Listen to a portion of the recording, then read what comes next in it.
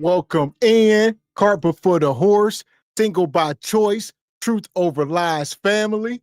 It is Wednesday. How you feeling today, Mr. Walker? Yes, sir. I am feeling freaking tastic per usual. Good evening, ladies and gentlemen, El Nug Nugs and Le Bonquishas. Welcome to Cart Before the Horse, Truth Over Lies.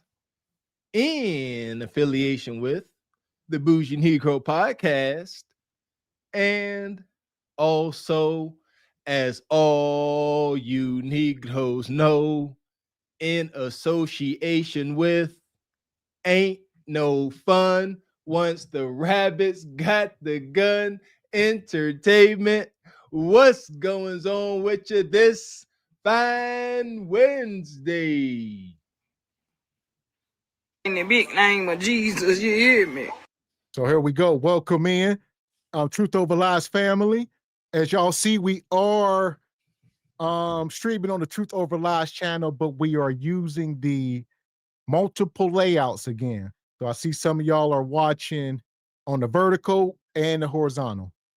There you go. She'll bring in some more folks, newcomers on to the conversation, just like last day's show. Whether you're new or you're day one, come all this fine October 29th, 2025. Me and Mr. X very much still alive and feeling fairly fine. Report to you, Jive Chickens, with truth over lies. That's why we're here, to get the truth. We are tired of the lies that society has been spewing. We need the truth. That part. So take a second, hit the like button. Also, subscribe to the channel, whether you are not watching now or part of the replay gang, just coming in the room, hit the subscribe button. There you go. Subscribe button and a like button or the dislike button. We know got a lot of hate watchers. Coach absolutely nothing. Go ahead. Act like you got some sense and trigger the algorithm. That part. Also, let us know how we sounding up here. I don't know once we do this, if it changes our audio or what, but let us know. Yeah, when we do that deal with the vertical situation, it sounds like we sound a lot louder, at least come on our end. So yeah, let us know if we blowing y'all speakers out. That part. Also, shout out to Frederick Howard, come through gifting a membership.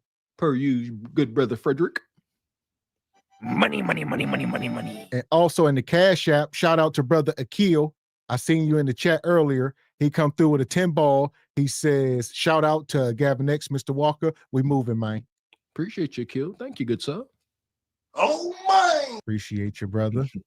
Brother Akil. There you go. I seen you in the chat earlier. There you go. Appreciate you, man. And shout out to Olawal. As she said, this is day 28.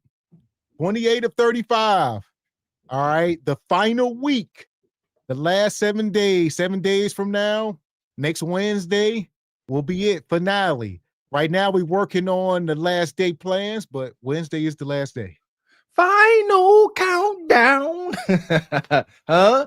Gotta be here. Might be something, might be nothing. Who knows? Gotta be here for all 35 days. And salute to y'all for rocking with us all 35 days. Y'all coming through, supporting, engaging. Can't thank you guys enough. Appreciate you. Straight like that, straight. So here we go.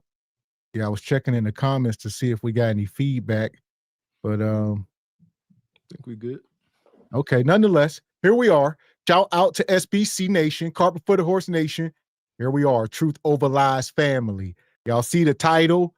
It says, we're going to talk about the truth about the behind the No EBT November, which is about 48 hours away. Okay, we don't know the truth yet. No, we really don't. That's what kind of makes this kind of exciting. We are trying to help folks prepare for the worst, but all we can do is really speculate. But we keep collecting data. We get more and more data from media outlets, from SBC journalist. Shout out to the sister, Mrs. Raquel Rose. All y'all. It's too many of y'all to really name. Appreciate y'all. We collecting data. Also, shout out to Sister Ebony Dean. We see y'all holding down the chat. Shout out to Leon. All right. Leon, I don't know what happened last show. We didn't even get to talk. There was so much going on. We didn't even get to talk about it. Leon fell asleep for about 80 minutes. I know your neck hurt.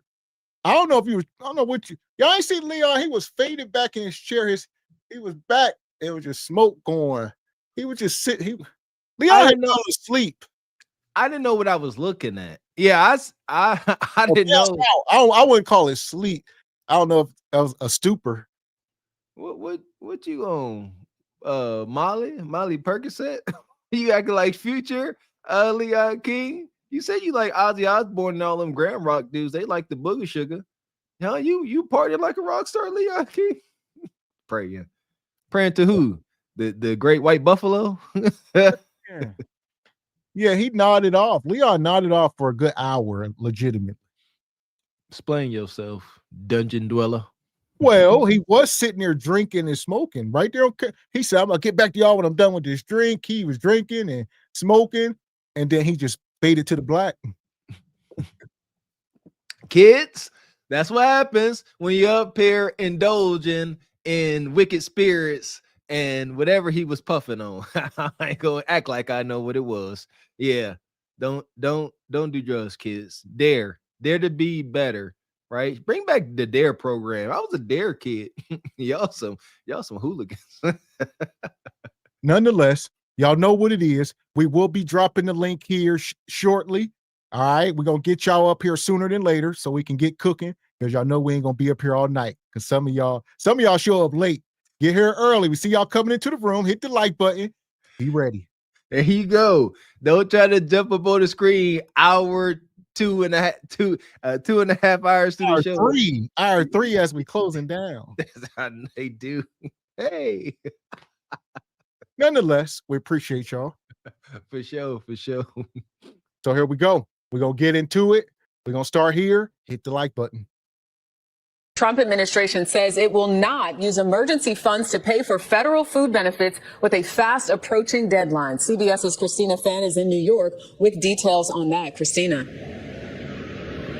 Well, Jericho, 1 in 8 Americans rely on SNAP benefits, and tonight there is mounting worry for them. They might not be able to afford food with money running out 1 week from today. I think people are starting to panic. Food banks around the country are flashing warning signs. We've been having about 7 to 10 new people a day this week. Look at that. That was full this morning. The pantry at Calvary Episcopal Church in Kentucky ran out of food for the first time in its 43-year history. We feel like this is the tip of the iceberg.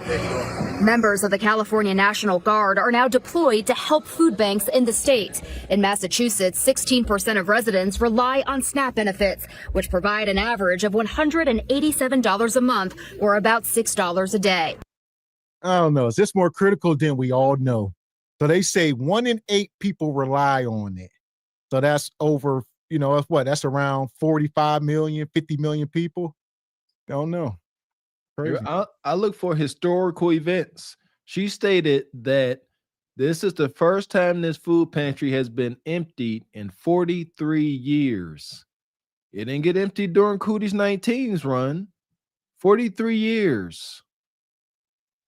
I'm collecting my data as well. It's looking gloomy as hell, by the way. Yes. Shout out to JP. He was live today going to the pantry as he normally do. He got there was a line. And he walked up. He was trying to go through the door. They was like, whoa. They said, get to the back. He said, oh, this a line? And it's like, yeah. And the cold, too, as y'all know, it's getting cold out. This ain't good, folks. This ain't good. It's looking grim. Prepare accordingly. Winter is upon us. Democratic Governor Maura Healey holds President Trump responsible. Leadership is a choice. And sadly, President Trump has chosen to take away food from people all around this country. Aboard Air Force One, President Trump told reporters he's not to blame. Well, I'm going to let some other people talk. I'll have a comment on that later, but the Democrats are stopping it. The sudden loss in federal food aid will ripple beyond homes into stores and businesses. Every dollar in SNAP benefits generates $1.54 in economic activity. This is what I was hitting on the other day. Yeah! Boom, shakalaka! I didn't know the exact terminology, but every dollar equals $1.54 in economic activity. And shout out to Raquel. I see you saying they're trying to extend it. That's what a lot of people are saying. They're trying to extend this thing through December. I don't know. Somebody better do something. They trying to bring folks to their knees. That's what I'm getting.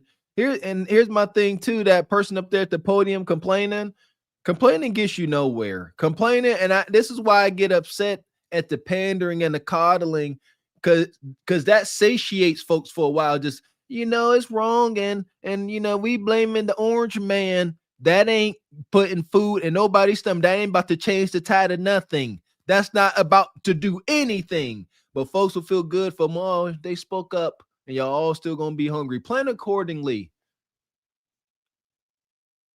So right now, we documented it as we going. We know the food banks are telling them we ain't gonna have enough money. We talked about that yesterday. There ain't gonna be enough food. And then I see a lot of these emergency heat stipends. It's wintertime and they can't shut the heat off, but now they like, we ain't got the money for that.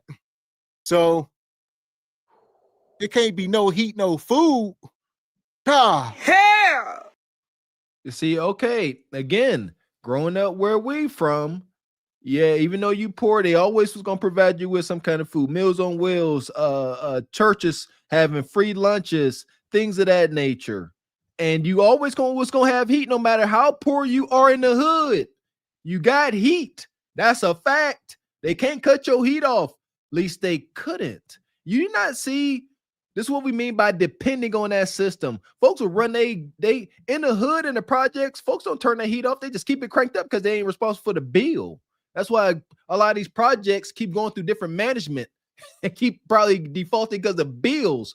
Here we are now. They say we ain't got no money to supplement y'all energy usage. Y'all don't get it. The chickens really come home. I remember telling my mama in the projects, like, why you keeping these lights on, mama? Well, I don't pay the bill. This is experience. I know it's a small amount, though. I know. So every dollar in SNAP equals $1.54 economic activity. I don't know exactly how that works, but yeah, welcome to a company ran by bankers. Man. And shout out to brother Steven. He says Uncle Sam is breaking up with single moms. Lahart via text message, Steve. He ain't even doing it in person. He just sitting there text, hey, it was fun while it lasted. See you never. Man, here we go. God damn! Hit the like button. Quite a bit of our sales come Stopping it. The sudden loss in federal food aid will ripple beyond homes into stores and businesses. Every dollar in SNAP benefits generates $1.54 in economic activity. Quite a bit of our sales come from EBT recipients. Right now, it's making up about 10 to 15% of our. And I talked about that, the little hood stores, whether they foreigners or a lot of our own people that, take them EBT cards. And I just looked up economic activity. All right. It is the production, distribution, and consumption of goods and services. Plainly. Okay. So that's so you got probably throwing in there transport, maybe, okay, just every which way that money accumulates. So people stocking the shelves with the food stamp, food, stuff like that. Okay, just all that it entails to get it to the shelf and to you. That part. Activity. Quite a bit of our sales come from EBT recipients. Right now, it's making up about 10 to 15% of our total sales a month. And Democrats say they will not vote to reopen the government unless there is an extension of health care subsidies for millions of Americans, while Republicans say they want the government to reopen first before any negotiating. And that's where we at. All right. The Republicans are at the point now where they say, we are not even willing to negotiate until y'all open the government back up. Democrats are saying, we will open it back up if y'all do, let's negotiate, let's do. The pro said, no, we ain't negotiating nothing. Sign, let's open, and then we'll come up with something. Gangsta. This is gangsta, man. There you go. I'm the Democrats, Mr. X the Republicans. I'm like, look, dog, people hungry. Like, let's just get this going, Mr. X, so that folks can eat. We'll, you know what I'm saying? I'll I'll agree to your terms once you get these people back their food stamps, Mr. Republican. That's what we got. Folks making promises with their fingers crossed. That's what they doing. And they like, no, you first. No, you first. But you first. And in the meantime, the citizens are going hungry and in a panic. Ain't nothing changed in history. It's been going on. So that's where we at. It's kind of a standstill. All right. And one thing we know, T Money said the other day, some of these programs are never coming back. Some of this stuff, maybe some of these jobs, a lot of things is unfortunate. We've been calling it. Again, we are in the era of I told you so. We've been telling you guys. We've been telling our direct family members. We've been preaching this and been getting ridiculed, talking like this since we were teenagers for the most part. Been on this kind of time. And now the chicken's finally coming home to roost.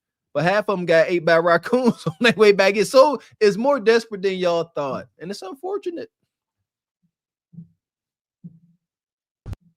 You made a mistake. You just coming in, make sure you hit the like button. People are going to result into violence and also stealing, because how are they going to survive with feeding their families? That's what one person in Greenville who uses SNAP benefits told me. She's worried people will take drastic measures all over eastern North Carolina if they don't get their benefits for the month of November. She's not the only one who told me that either. I mean, they got to take care of their kids. What you think? They're going to let their kids starve? I wouldn't either. Officials from multiple counties in the east tell me if your family receives SNAP benefits, you could go without. It's all because of the federal government shutdown. NCDHHS sent the counties a letter saying if the shutdown continues, they can expect to see disruptions in food assistance programs. So the disruption looks like the benefits will not be issued in the month of November. A whopping 35,000 families are at risk of not getting benefits across Pitt, Onslow, and Craven counties. Onslow gave a total of $3 million in benefits for September. Here in Greenville, Pitt County Economic Support Services Administrator Thomas Knight says officials are $3 million. And this is county by county, like we say, trillions. What is it, 100 trillion or something? 120 trillion a year. He said 3 million last month just for his county. We had the white guy the other day. He was in that county. He said it was 6 million last month for his county. All right, understand how many counties are in each state. You understand? Some of these state, the budgets each month is in the hundreds of millions. Jeez, a weasel. So I'm starting to get a picture now. It's gonna be like, in my mind, I'll keep envisioning this dystopian existence that seems to be coming down the pike fast as Hades. Like, it's just gonna be pockets, like you said. These are broken up by municipalities, and this is crazy. It's gonna be like gangs, Hunger Games. Oh, there it goes. working together with community partners to come up with some kind of plan to help. We are not saying that we can match what they currently receive, but we are trying to come up with a plan to make sure that households are not going without food. But that's not the only kind of help you can get if your family is impacted by this. And I think that initially there will be a lot of help these initial days, right? Like I keep telling y'all, let's get to the 20th and see if something shake. All right, there is going to be money. The state's got money. The churches, there's a little bit of nest egg. Might last you 2, 3, 4, 5 days. They might have a little something, a little sketty, a little grits. But listen, it won't be long before they run out. Again, listen, y'all know our overall message and outlook on this. People really shouldn't be going hungry. I really don't think that's the case. Can we all acknowledge that as a whole, we eat too much? Can we acknowledge as a whole we have gotten too used to things we desire and like and have gotten away from the things that we need? That'd be all right. Folks just gonna start complaining about Kansas sardines and tuna fish. We talked about this last night. There will always be food. It just ain't gonna look pretty. Yeah, folks want to be poor people want to be able to put on for the multitude. They want to be able to go live on Thanksgiving with some big ass turkey and all these fixings all around. It's over. Ain't nothing gonna be IG, you know what I'm saying, ready. It's gonna be destitute. Cans of sardines, maybe a little mashed potato, maybe a little Hawaiian sweet roll at best. We'll see. I think there's still going to be turkeys. The economy got to keep going. These people, what are these farmers going to do? The turkeys are already there. The turkeys are farmed. It ain't like they just start making the turkeys today. They've been planning for this for months, if not all year, since last Thanksgiving. The turkeys got to be sold or something. Somebody got bombed. Something got to shake. This is America. They will discard it and claim some type of insurance claim. Didn't they do that during cooties? They remember they was dumping all that milk. And yeah, they said they was dumping hundreds of gallons of milk. And some type of insurance claim. That's America. They would rather claim it as insurance than give it to y'all for free. Here we are. This is getting wicked. Can get if your family is impacted by this. Deasia Hawkins not only uses SNAP benefits herself, but she also has a small support business called One Step Peer Support, where she aims to help people in the community who might lose this lifeline. We help with emotional support, we help with educational support, and we help with jobs, different things to be able to get you on your feet. Why she look like AI? I'm so sick of this. I don't know what's going on. It's dystopian. All right. She said that she collects SNAP herself, but she also has a program where she helping folks. I mean, granted, but man, we talk about this stuff. We do. This is my mama, man. It's beautiful, right? The poor people always wanting to help the poor. That's, and I don't know what, because it's not smart, because you can't help nobody if you can't help yourself. This is that poverty mindset. I get it. I truly do. I want to help you because I know what it feels like to need help. I understand that so much, but you ain't in no position. Folks coming to you for help for their mental health, and you need help with your mental health. You see how it's not working out. Y'all just coddling each other's insecurities and baggage at best. Man, and shout out to Lavelle. He come through and says, "We black. We black and we back." All right, as my man said. And you ain't black. That's one of my favorite. Y'all let him get away with that. Shout out to Uncle Joe. And you ain't black. Y'all let that white man say, if you don't vote for me, he looked right in the camera. I remember, I think I was watching live. Then you ain't black. I said, mother. And what you do? You went right down to the poll and voted for him. Man. God, the devil is a liar. No, the hell I did not. I sat there and I let the pain sink in. I shall not choose the lesser of two evils. I leave it to the Lord. God, it's in your hands. I don't trust none of these mother suckers. Y'all gonna make me cuss this evening. And shout out to EV. He says AI Quisha needs a workout plan. We don't know. Is it AI brother EV? Is it? Listen, I'm getting to the point where this is getting rough. Y'all don't want to live in this world. I promise you. When they start distorting things, blurring the lines of reality. I mean, look for real now. Look at this. Take a look at it. Big old chest mural. How are we poor? And look at that big old tattoo. Tattoos are not cheap unless you train Kudakata for ink, but that's a whole nother story. Nevertheless, it's pure madness. Dang it. Oh, yeah. And shout out to Frederick Howard. He says Bonquisha will still have energy to move that stank junk, maybe. Yeah, for sure. EV, he says Glazed Galaxy Game Committee is now in session. Hear you. Got one for you, EV. Shout out to EV. So here we go. We will be dropping this link here in a minute. Make sure y'all hit the like button. Right now, we went from Uncle Joe saying this. And you ain't black. Now let's bring out Uncle Bernie. Bernie. I want to see the shutdown ended tomorrow. Got a lot of good, decent, hardworking federal employees not getting their paychecks. That is not right. But I want to explain to everybody really what's at stake, because I don't know that people are clear about it. As a result of Trump's big, beautiful bill, 15 million low-income and working-class Americans are going to lose their health insurance. Studies indicate that when you take away health insurance for so many people, you know what happens? 50,000 people will die unnecessarily every single year. 50,000 of our fellow Americans. And then on Uncle Byrne, here you go, fear mongering. So he's saying 15 million people will lose their health insurance. Is he saying due to the shutdown or due to the comeback? He said due to the shutdown. Due to the shutdown.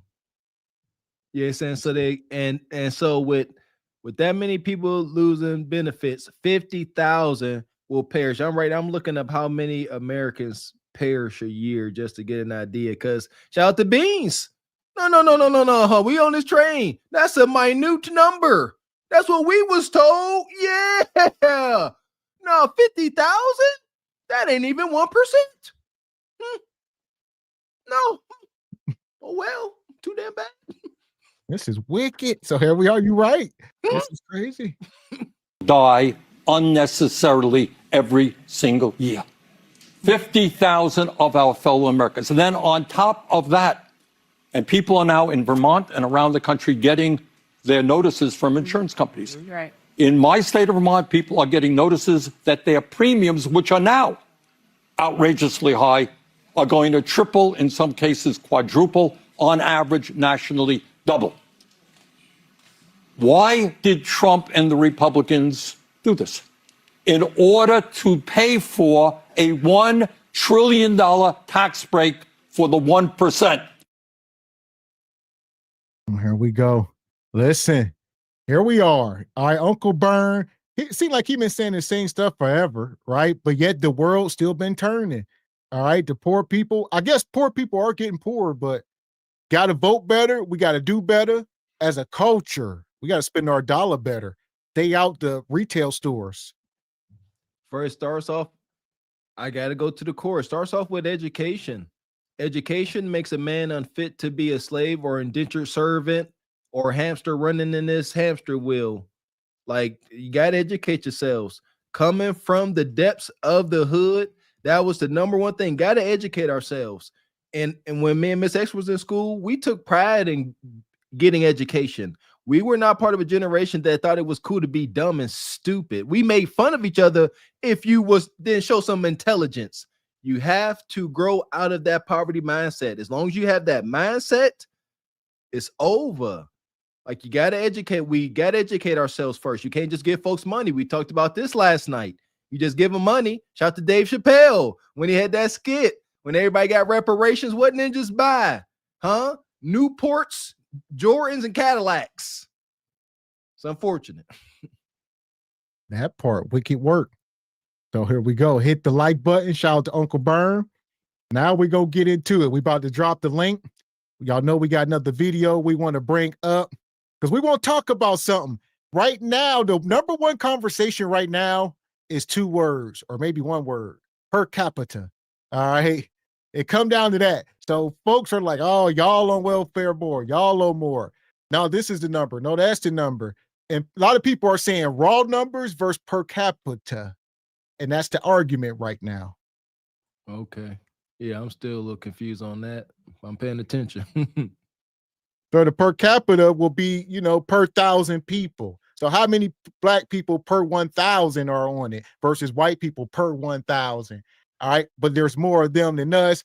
So obviously our numbers will be more. So it's that, There you go. I looked up. So for white folks take up the most of these funds. Here we go, though, the welfare funds. But what is it? 3 to 4 out of 10. 3 to 4 out of 10 white folks are on some type of government assistance.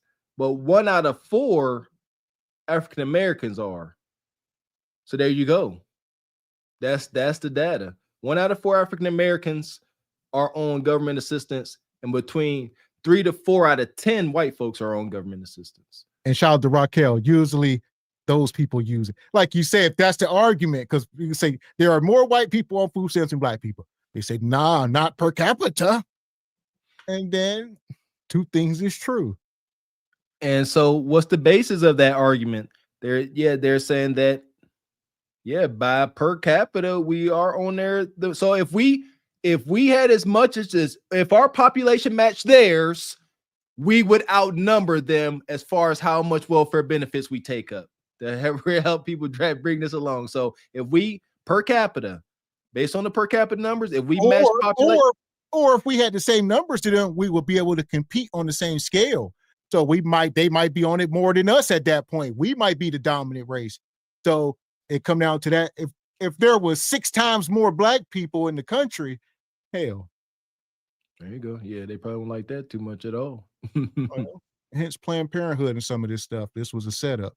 I'm just we could be there, we could be close, but people been deleted and how many folks we lose to Planned Parenthood? That was all it was Planned Parenthood. Y'all know, look up the origins of it. That's what drives me crazy. Like, for the most part, the Dems were defending that right to delete your babies.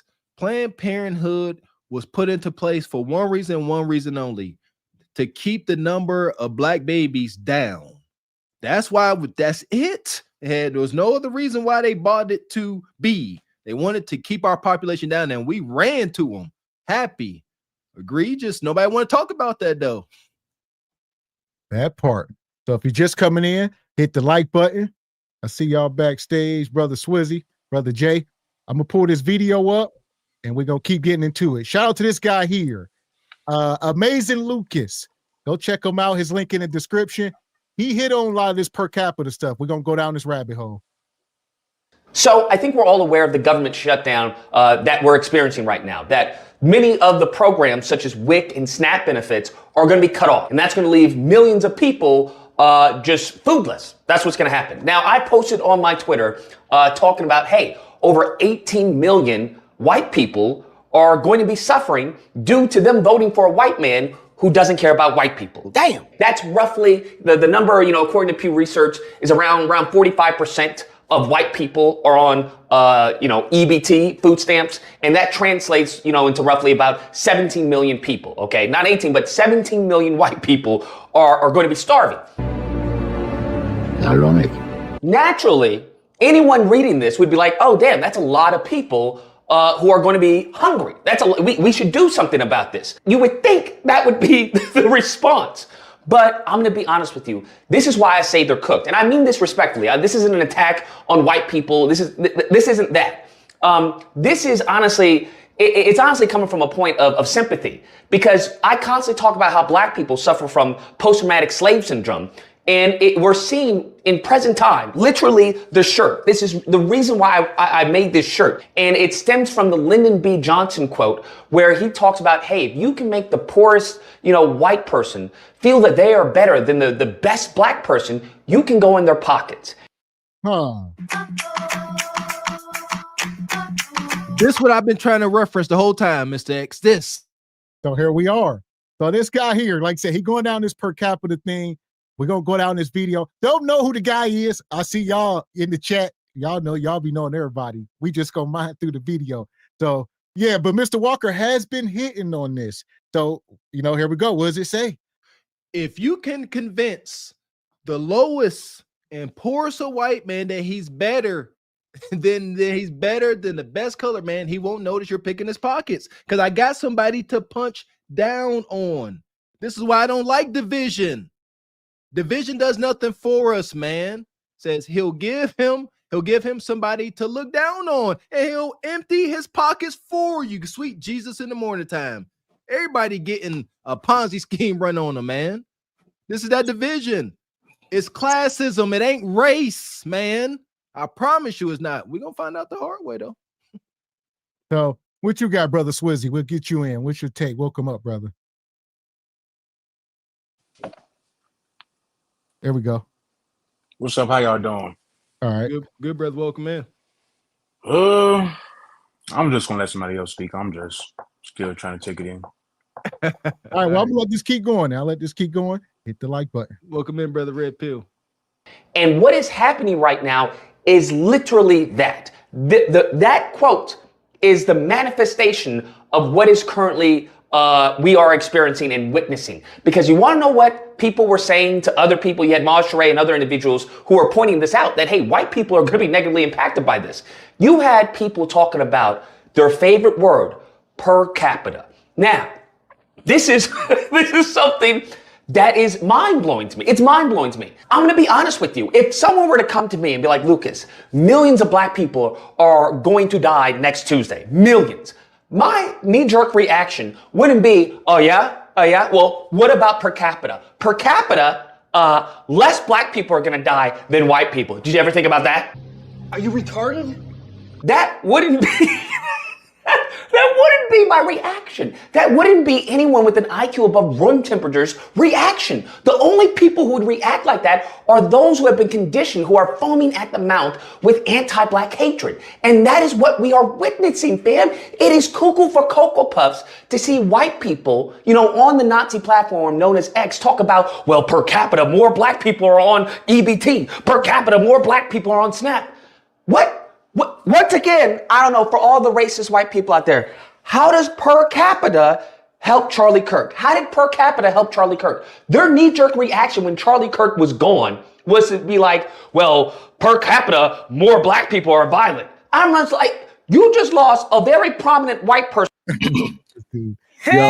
Yo, this dude, the amazing Lucas, all right, apparently he's a wild character, as y'all can see in this video. But he hitting on the per capita thing. I'll get you in, Unc. I want to get Jay in first. What you got, Brother Jay? Salute, brothers. Thanks for having me up again. What's up, chat? What's going on, panel? Man, I've lived around the world. I've lived in all different demographics of neighborhoods or whatever like that, man. We are all the same, man. We're all the same, man. We all got the same issues, the same problems. Our only problem is history. Things that have happened to people that look like us from other people that don't look like us in the past. And we can't let it go. I mean, some stuff lingers and is passed down from generation to generation. We all know that stuff. You're not going to ever get rid of racist people. You're not, man. But we are not those people before us. We've got opportunities now. Our ancestors, there's nothing that we can compare that we're going through today to the things that our ancestors went through when they were brought over here. Amen. And for us to always bring it up like, man, the slaves, like yada yada yada. Yeah, they went through that for us to be where we are right now, and we're not capitalizing on it. And whenever I'm on something and made to feel like a coon or like I'm buck broken or something like that, because I'm like, we can do this. There's nothing stopping us. And I criticize people that look like me. Oh, bro, you a coon. How am I a coon? Because I'm holding us to a higher standard. I don't want us to be perfect. It's not going to happen. But damn it, if I'm not going to hold us to a higher standard, it's not a white standard. It's a better standard. Civility. Civility isn't white. You know what I'm saying? It's not. It's, you get all the guy, you don't speak your native tongue. We speak another man's another foreign tongue. It is what it is, man. It is what it is. I don't speak Swahili. I don't speak any other language. I speak English. So why not speak English properly? Who's the real coon?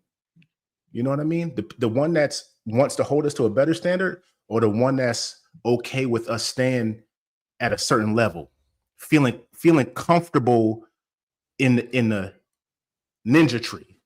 You know what I'm saying? Y'all know I don't use that word. You know what I mean? Though it's like, I don't know, man. And like why are we arguing about food stamps and EBT? Because shoot, for some folks that, again, the dependence, you know what I mean?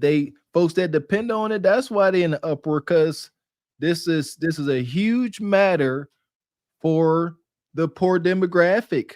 And I want to say it's a huge topic for the poor demographic that depends on it, whether you're black or white. Well, here's the bigger issue, Mr. Walker. People don't talk about how many people are actually poor. I think that's what's missing here, about the haves and the have-nots and the class separation we are witnessing. And people like how many, the majority of people we are finding out are at this line. Just as we kept saying via SBC and Cart Before the Horse, we have these arguments, and me and Mr. X are documented saying it's so many of us in these positions. And then we've had detractors like the HQs and the Beans and whoever saying, no, there's not. We are about to find out who was telling the truth and who was lying. We see it. We like y'all, we all have anecdotal experiences that we've seen in our lives, man. The environments that we in, whether it's just a small fraction of it, it's still the environment that we were in. We went and everybody at the till was paying with Monopoly money. I've seen it as a kid. Like, come on, man. It doesn't matter. Like the whole per capita, it doesn't matter.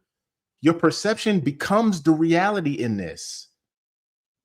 We know it's a whole bunch of poor white people. I've been around poor everybody. Poor Asians, poor Mexicans, poor white. I've been around everybody. Everybody is going through it. But for some reason, I don't know if it's the machine pushing us forward or if it's just because our innate ability to be attractive to everything. Everybody is attracted to Black people. Everything we do, whether it's good, bad, or indifferent, everybody's attracted to us. So our stuff is pushed forward. We are overrepresented in the country. We are a very small population, but in the worst ways. In some of the worst ways, and some of the best. I mean, look at all sports. Look at the dominant sports in our country. Yeah, we are overrepresented in those sports, and we thrive in those things. You look at the music industry. We push the music industry. People steal from us. Name one non-Black person that a Black person has stole from and got to a level of like, it's sent it to a level of like, Michael Jackson, Beyonce, or something like that. Other than her like country music, whatever, like that. That's just manufactured. But I mean, legitimately, everybody takes the things that we have inherent and they take it and they run with it. They love our culture. That's why all this the negative stuff shows more than the other negative stuff from other people. I've been trying to find YouTube pages that show just like the dash cams and stuff. I've been trying to find videos where it's just all not us wilding out, nobody else, not us at all, but white folks wilding out, doing all the ratchet stuff, and I can't find it because nobody puts that stuff out because it's less entertaining. They love to see us mess up. They love to see us mess up, and the more opportunity we give them to show it, then they're gonna show it. If we don't do it, they can't show it. I seen a couple. I was watching some today where some dash cam videos with Billy Bob and Mary Jane, and they just drunk and belligerent, dirty, and it's just like, I don't care. I'm watching it. They acting just as ghetto. They getting tased. They both got warrants. The same thing, but I don't care. Yeah, it's there. It's there, but it's not in the same way. I'm not saying that they don't do it because we watch it like on Go Creekery channel on Wednesdays. They watch all that craziness, man. Yeah, tried to Go Creaky. Was it White Folks Wednesday or something? Yeah. They do it the same. They do it the same. It's just it's not pushed the same. I don't know why. I don't have my finger on that button. I don't know. So here we go. I'll get you in. What you got, G Honda? Welcome up, brother. Welcome in. Salute. What's good? Now I was gonna speak to what Jay was speaking on. That's why I celebrate Black History always, because like it's always like it was always a point in time that we've always invented things and we always came up with things, but they were stolen and taken from us over the years. But as far as this like per capita thing, like y'all was speaking on, or even the Lyndon B. Johnson statement that he, spoke on, I mean, it just, just got us to where we are today and putting us in further detriments, I think, but as far as that per capita thing with this whole EBT thing, I mean, I don't buy into it too much. And my only reasoning for that is because, I mean, it's still bleeding hard-earned taxpayers. Like, what I mean, I wouldn't call it an empty argument, but I would just say, like, what difference does it make when you got majority of us working class individuals that are being drained from this issue? That part. That's all I had. And there are, I feel you, brother G Honda, but a lot of folks' argument is that we're not putting a lot of money into. We're not putting a lot of money into the system. You got some feedback, brother. That's why I'm muting. You got feedback, brother. Leon, wow. But yeah, you're right, G-Hun. You're right. I lost my train of thought, Leon King. But we'll get you in. What you got? We good now? Yeah, you got feedback while we're talking, so you got to stay muted. Okay. Well, let's start on this Lucas guy. Who baby mama is this? Who baby mama is this Lucas guy? He arguing just like a baby mama. People that don't like per capita don't like stats. People that don't like per capita are the same ones that say that stats is bashing. If I say the CDC says 60% of Black women is obese and another 20% is overweight, am I bashing? Am I attacking? Or am I just saying something that official government organization? That's the same way people don't like per capita. Let me tell y'all why it matters. When people say bring up per capita, they don't just bring it up because people be like, 1 million Black people, well, per capita. No, they bring it up because people like to use the number of white people doing something to justify their stuff. They'll say, well, 30 million white people doing this. And that's when per capita come up, because if it's more of them, of course, more of them are going to be doing that. So per capita wouldn't even come up if people didn't try to use the number of more of somebody doing something to make theirs look less. They'll say 5 million white people did it, but 50 million of y'all did it. And then that's when the per capita come up. Well, duh, if it's 300 million of us, of course, more of us going to do it. I'm just throwing out the number because I don't know how many white people it is, but that's why per capita come up. Per capita ain't racist. Per capita about as racist as this damn cell phone. It's not a fucking thing. It don't have a mindset. Stats, numbers, data can't be racist. It just can't, because it don't even have a brain. Now, if someone lays it out, the numbers, your feelings make it racist. The simple fact is, if you have more other people, it's going to be more of them doing just about anything. Straight up. If it's more of them die per year. If it's more of them probably abuse their kids. If it's more of them, it's just fucking basic numbers. And it's weird, but like I said, per capita wouldn't even come up if they didn't try to use the number more people to validate their bullshit. And that's why I come up as it ain't the first thing to come up, like he said. It's usually the second thing to come up. Well, here we go. I'm gonna let this keep going. We'll get the rest of y'all in. And I'm really the only person on these YouTube streets who is really trying to lend an olive branch to these individuals, to let them know, hey, you're getting got. You're getting played right now. The rich white man that y'all keep on giving your money to, he doesn't care about you, okay? He does not give two licks about you whatsoever. The rich white people don't live around your kind, okay? They don't see you as the same as them. He's out of line, but he's right. I know in your poor, trailer park mindset, you're like, well, I'm white and I'm better than the Negro over there who's driving around in the Mercedes, okay? Because I'm white and he's still just a nig in a Benz. What? What are you talking about? That is crazy, y'all. That is crazy, okay? I don't know how to explain this to you. How does millions of white people going to be starving, how does per capita impact them? Do you think the white person who is starving with their family, and a good chunk of the white people on these benefits are elderly, right? They're elderly. And do you think they give 2 cents about a Black person when their stomach is growling, when their kids are crying? Like, is that what you think? And here's the thing, maybe that is what they think, okay? Maybe that is in these rural areas of, flyover states where a lot of these, these poor whites, which is a majority of the white population, despite what the media wants to show you, but a lot of them are very low IQ, very uneducated, white people, Trump's base, the Republican base. Damn. Maybe they are with their tummies growling, going, you know what? We're going to starve to death, but at least we're not in Chicago with the black on black crime. I mean, it's... Fam, is that what's going on? Is that what's happening? And I kid you not, as bright as the sun, fam, they are making black people the face of the EBT. And why do you think that is? Because I saw this segment on the news where it was like a black woman and a black man. They're like, hey, we need this for the family. We need this for food. And you had another black woman who was like, hey, this is going to negatively impact people. It goes out for the single mothers that got kids. Now, what can we do? We can't feed our kids. Oh, Bonquisha. Here we go. I think there could be 2 or 3 different discussions going on, depending on your perspective.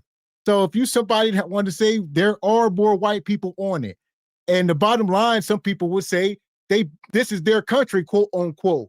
They've been in charge, so they shouldn't be on it at all. Virtually, if they are the white, come from the slave masters and whatnot. Why are there so many white folks on food stamps? So there's all kind of arguments to be had, but here we are, Mr. Walker. Yeah, listen here.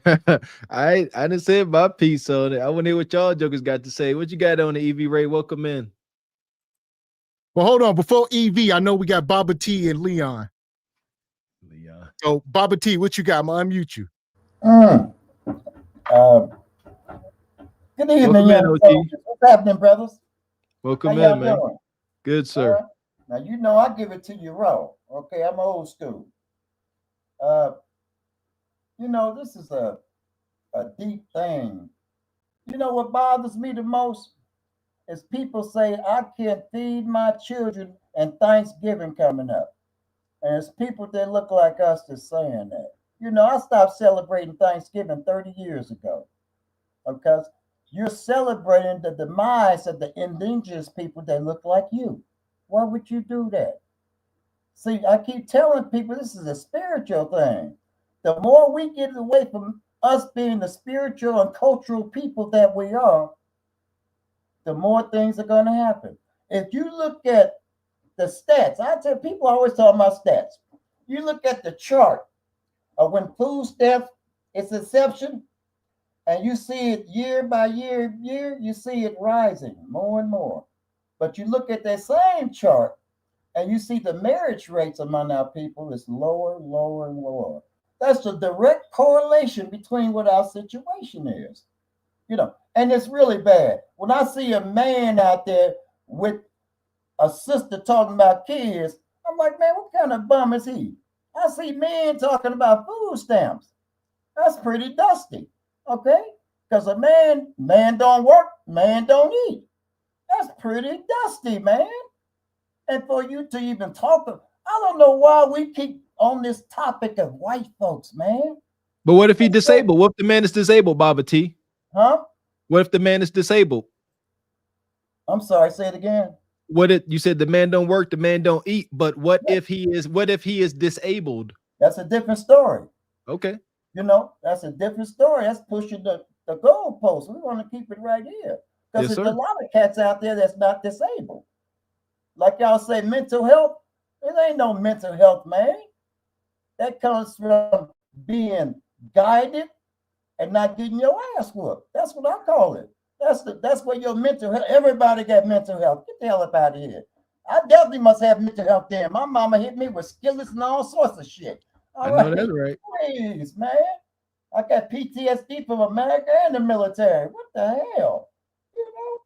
But yeah, man. And I mean, the bottom line is this.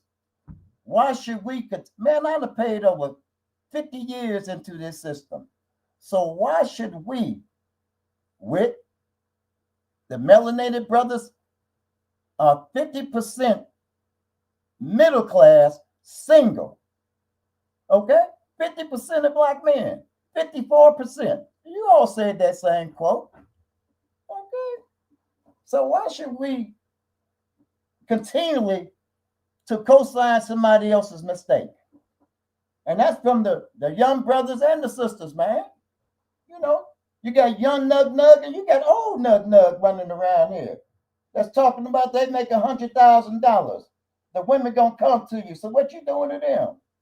You rocking them out later, huh? So that's all I got to say. But I love what you all are doing, because you know what that is? You're utilizing your cognitive behavior. You're You're not going through the surface. You're getting a little deep, which is called root cause analysis.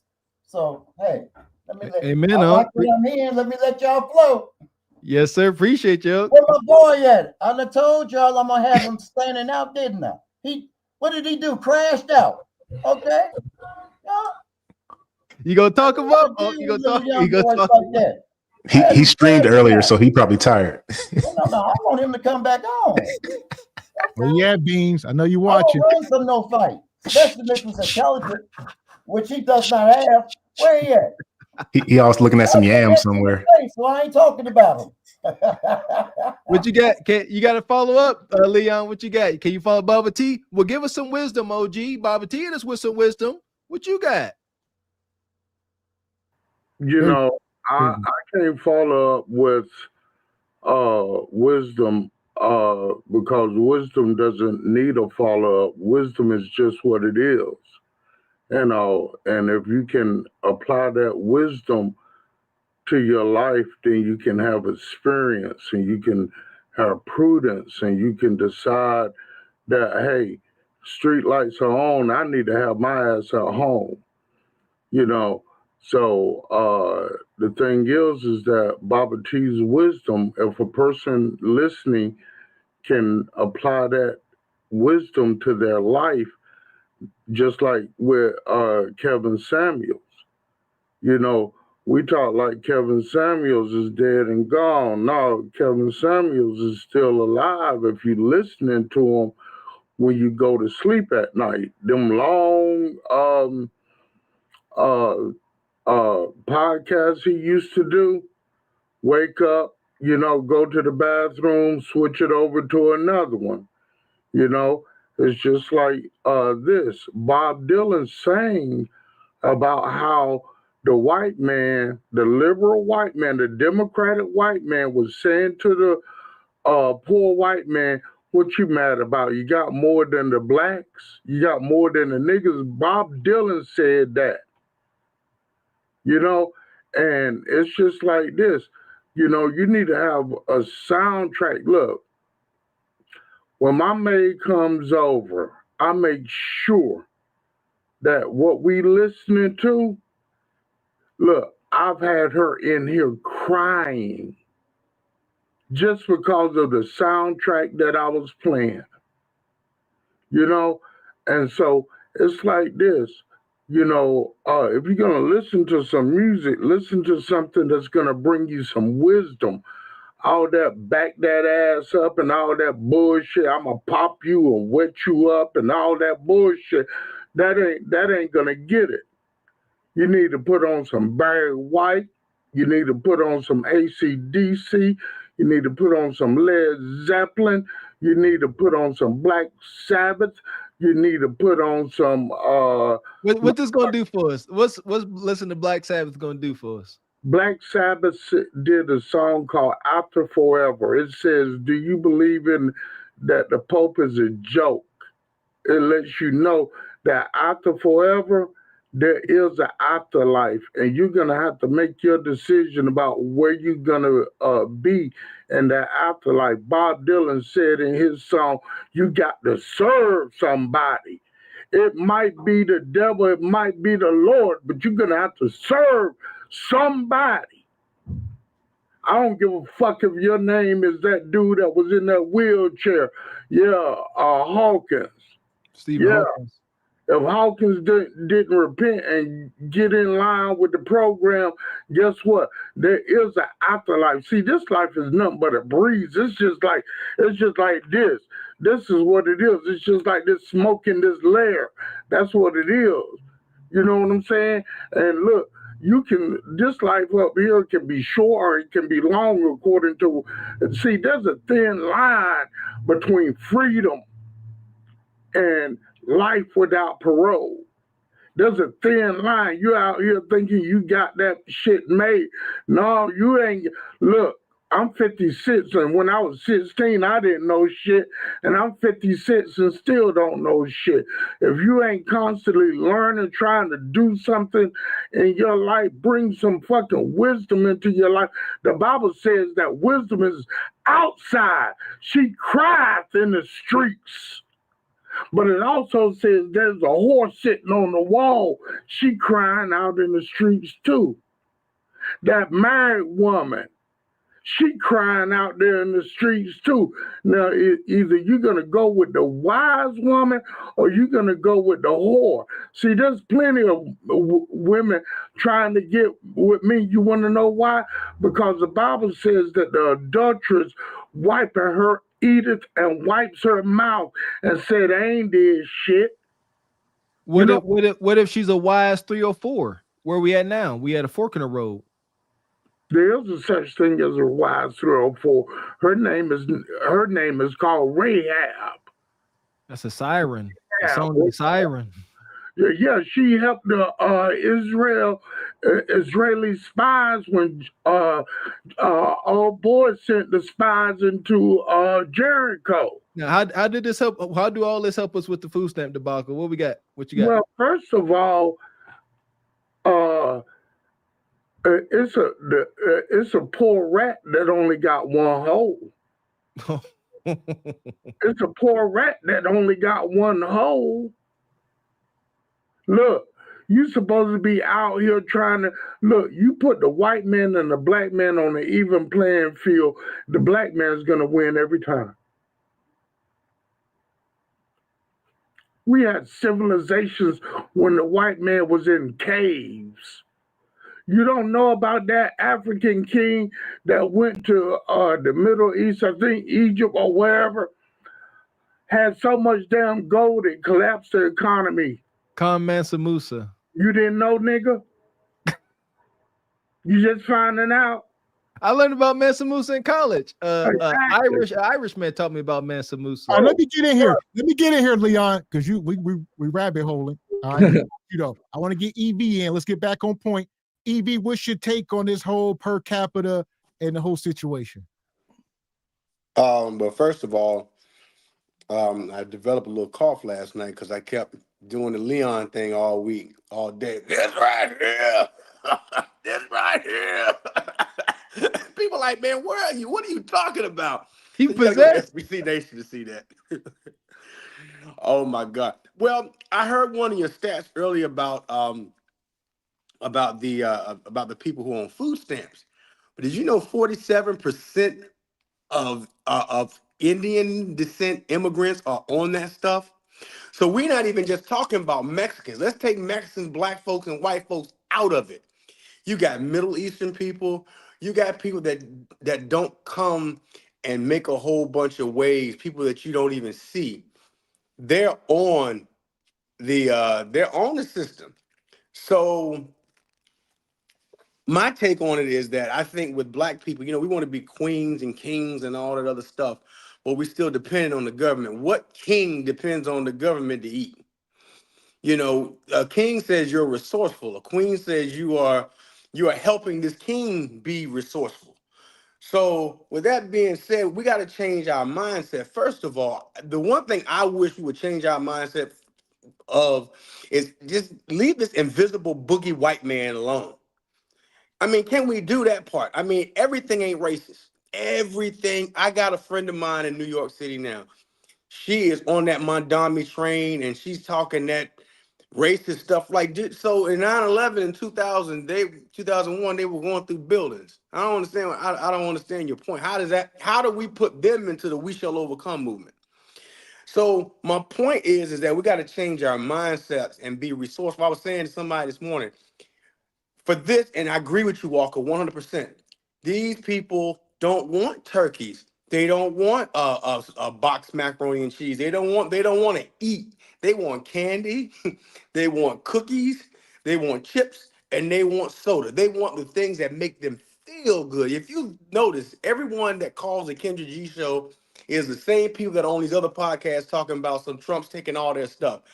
And at the end of the day, it's kind of like, they're all victims, but they have all these different requirements because they're so, they're entitled. And the entitlement mentality, I heard Baba T talking about the family. Like, man, our black family is screwed up because this is the time where a black man and a black woman need to be working together. Yes. And we've been apart for so freaking long that we don't know how to do it. And we're just too far gone for it to even come back. So now it's like the Royal Rumble, every man for himself. I'm gonna go ahead and let y'all play the next video. Appreciate you, EV. Appreciate you, brother. So I'm letting it Appreciate y'all, play. We'll man. get you in, brother Swizzy. Who trying to get in here? Who was that? Oh, I just wanted to ask a quick question. When Evie was just talking right there, I'm asking the panel and I'm asking the chat. When Evie was just talking, did y'all hear him say there was no racism? I mean, like when he was talking, was that the initial thought you had when he was talking? Evie's talking about there ain't no racism. There's racism. Was that what you heard? I just want to know.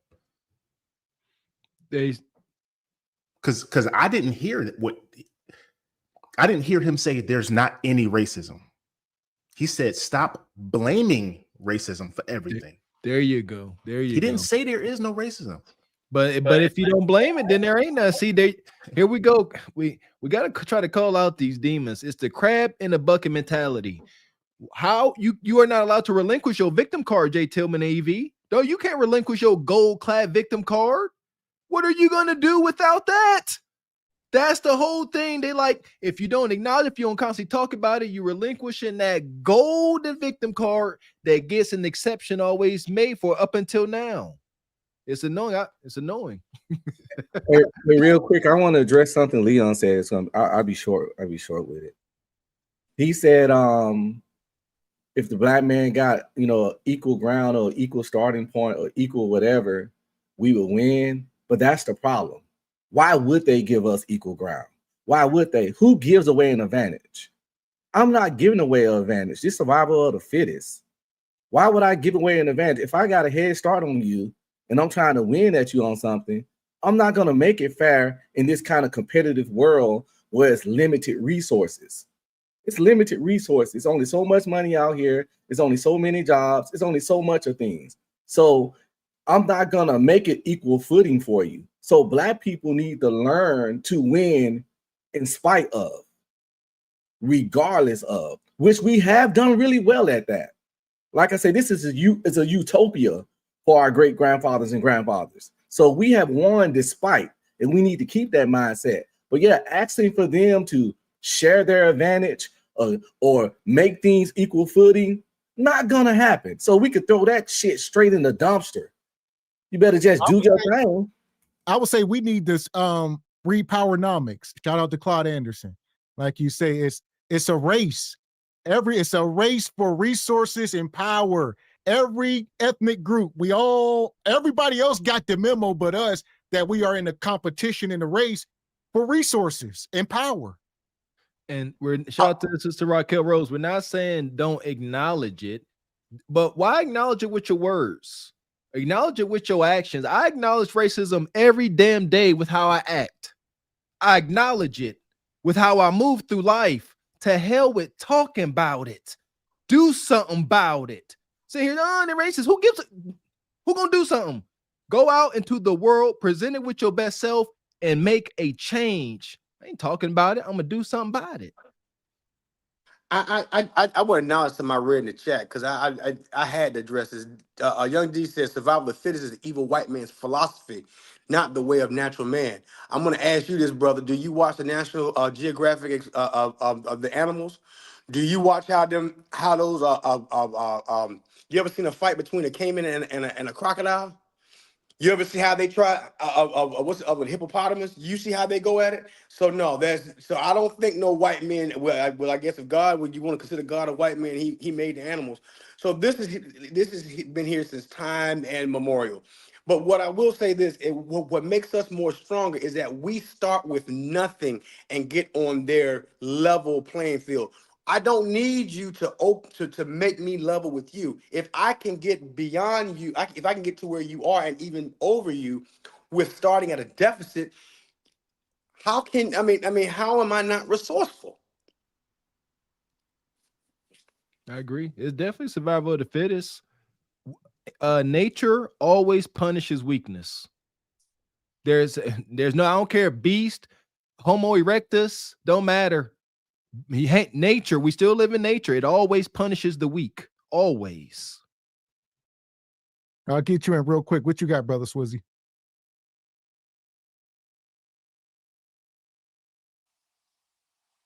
Yo, what's up? What's up, brother? Welcome in, brother. Yeah, man. I don't understand it, man. I'm from Richmond, Virginia, the Confederate capital of the United States. I don't see racism. I went to all black schools all my life. High school, I went to a mixed school. A little different. White boys riding around when they lift the F-150s, big Confederate flags hanging out the back, but they talk to you in class. Confusing. I don't like excuses. I like to get up, go to work, make my money, and that's it. I don't think about this when I leave the house. I ain't gonna think about it now. I remember back in the day, I forgot if I got laid off or what. My mama told me to go to the unemployment office. I drove there, got there.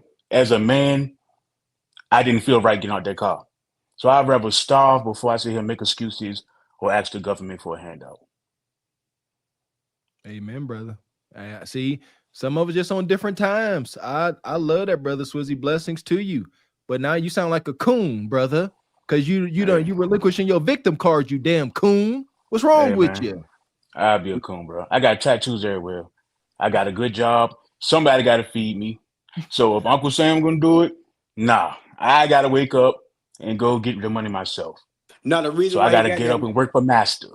no, the reason why he got all that money because he in Richmond, Virginia, and y'all been seeing these Richmond women coming on the Kendra show. You see all these L's we've been taking lately, Gav, and so ain't no women to spend no money on up there in Richmond. Nah. I like when No, niggas call me a coon. I would say this. I would say two things is true. Obviously, racism does exist. It's America. But to have it on your shoulders and to wear it on your sleeve, I don't agree with that, but it goes on every day. I mean, obviously, we ain't dealing with it for the most part, but there are people that's dealing with this stuff. So I can acknowledge both sides, but we got to move forward and I don't believe in the victim mentality, but I ain't gonna sit here and act like racism does not exist in America. That would be crazy. Because it definitely does. And again, it's yes, we know it's documented in history, and racism is still taking place today. It's just more subtle. Acknowledge it and move accordingly. But when ninjas gonna understand that racism ain't even the biggest problem. It's real and it exists. Racism, sexism, ageism, all that stuff exists. However, the real problem is socialism, social economic class. It's the rich versus the poor, not the black versus the white, not straight versus gay, not men versus women, not Democrats versus Republican, none of that. That's all small stuff. The real thing, because a rich white conservative straight man will break bread with a gay liberal black man before he let a white person that look just like him in his house, because they all both got the same money. They'll do business deals, shake hands, and hang out with somebody that's all the opposite of their stuff. All this stuff we fight about down here is irrelevant. They keep us distracted while they sit in their ivory towers collecting money as we fight over Dem versus Republican, liberal versus conservative, straight versus gay, man versus woman, all the little weird things that's completely irrelevant to them. The only thing that matters is money, money, money. They will do business with. Think about all the pictures we saw with Hillary kissing Trump and all these people that's supposed to hate each other and have different ideologies hanging out back in the day. Man, all these people is friends, but we over here at each other's throats with when the rich people that's on the same stuff, they all kicking it. It's just ignorant. Racism is real, it exists, but the real thing, only color these people really see is green. Jay-Z not our ally. Beyonce not our ally because they black. You can't even get in close enough to breathe the same air as them. They'll let a rich white person breathe their air before they let your black ass. Think about it. Facts. So here we go. I see you backstage, brother Lucifer. I see you got a cam up, brother. Got to be able to see you. But Ain't seen you in a while. I heard from you in a while. Kids, let alone if we do have jobs, again, what can we do? Because that was helping us. It would make us, people like myself and other individuals, have to make that hard choice. Are we going to put food on the table or have proper health care? Listen, white people, not the smart white people. Y'all get out of here. The dumb white people, the white ignorants, as I refer to y'all. Come here. Why do you think they have a black person, all right, as the face of this? Huh? Why do you think that is? I know, per capita, I get that. But why do you think that is? Do you think it's maybe because it makes it easier for them to screw you over? If you're so focused on Shaniqua, right, and the well stamp, the food stamp queens, okay, they're the black women, the food stamp queens, okay, that's all they do. They do getting food stamps. Do you think it makes it a little, I guess, more palatable for you to be suffering? Do you think has that ever popped in your head? Or are you really straight up Neanderthal mindset of black person bad, white person good? Is that, I don't know, man. I mean, maybe do I have to put rocks together to communicate with some of y'all? Like, please, how do I reach these kids? Someone tell me. How do I communicate, bruh? Do I have to go into like native caveman, ooga booga, language, right? Hieroglyphics? Something, tell me. Y'all are getting played, bro. The country is being destroyed due to your racism. Do you understand that? These people would be happy with the country, going to nuclear war and be like, well, black on black crime in Chicago. I'm like, there's a nuke. Do you not see the nuke in the sky? You talking about black on black crime in Chicago? Pathetic. So when I say that they're cooked, they're cooked. They are filet mignon cooked, bruh. They done. I bring up police brutality incidents. I have, on my channel, I've covered white people who have been brutalized by police. Do you know when it comes to raw numbers, white people are more brutalized than black people, right? Now, we obviously can go into per capita and be like, well, black people per capita are more brutalized. But I'm like, you would think that white people would be like, well, hey, we're getting killed and brutalized by police at crazy numbers. But they don't care. They don't care. What if you bring up a white person being killed? They don't want to hear about it. You bring up a black person being killed, they get their popcorn out. Oh yeah. You know what? If he had just complied, none of this would have happened. And I'm just like, they have conditioned white people to not care about white people. The stick and on the carrot on the stick is black people for them. And I'm like, y'all are so focused on black people. Charlie Kirk's last words was gang violence. His last words was talking about black people. Y'all still talking about black people. Y'all are starving to death. Y'all are record highs for mental illness. All right, so here we go. My message would be let them starve, let them continue to be mentally ill. I ain't trying to save them. So I would say if they are doing bad, let them spiral out of control and let's just continue to clean our house. So by the time they do wake up, we're going to be in good shape. That Lucas dude got ADD. He was all over the place.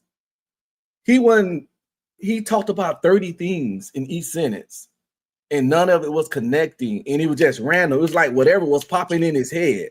He was just throwing it out there without cementing verifying or locking in any of his concepts.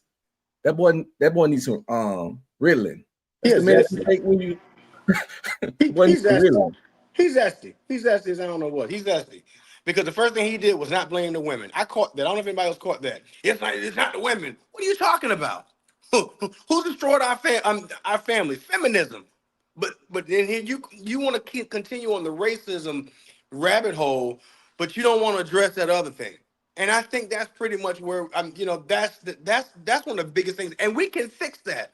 We don't need the government to fix that. We don't need the white man to fix that. We can fix our own families. So what you got, Baba T? I'll get you in G Honda. Let me mute you. What you got, brother? A lot of things that people say. Frederick Douglass once said, "Power concedes nothing but power." Okay, and we spend like 1.something trillion on material things, so therefore we have economic power. Okay, but our mentality is not toward that. We got too many people out here being individualism. That's why our conditions get worse, because we never worked individualism. We work collectively for our growth in this country. And say, it's a thing called Sankufa. That means to go back and bring forward. And I always say, each of you all can do something to go back and bring forward. Each of you all can go talk to the little youngsters and tell them, hey, man, I'm sorry. We let you down out here. Do you all understand me? The same way like I felt when nobody told me they loved me and they cared about me.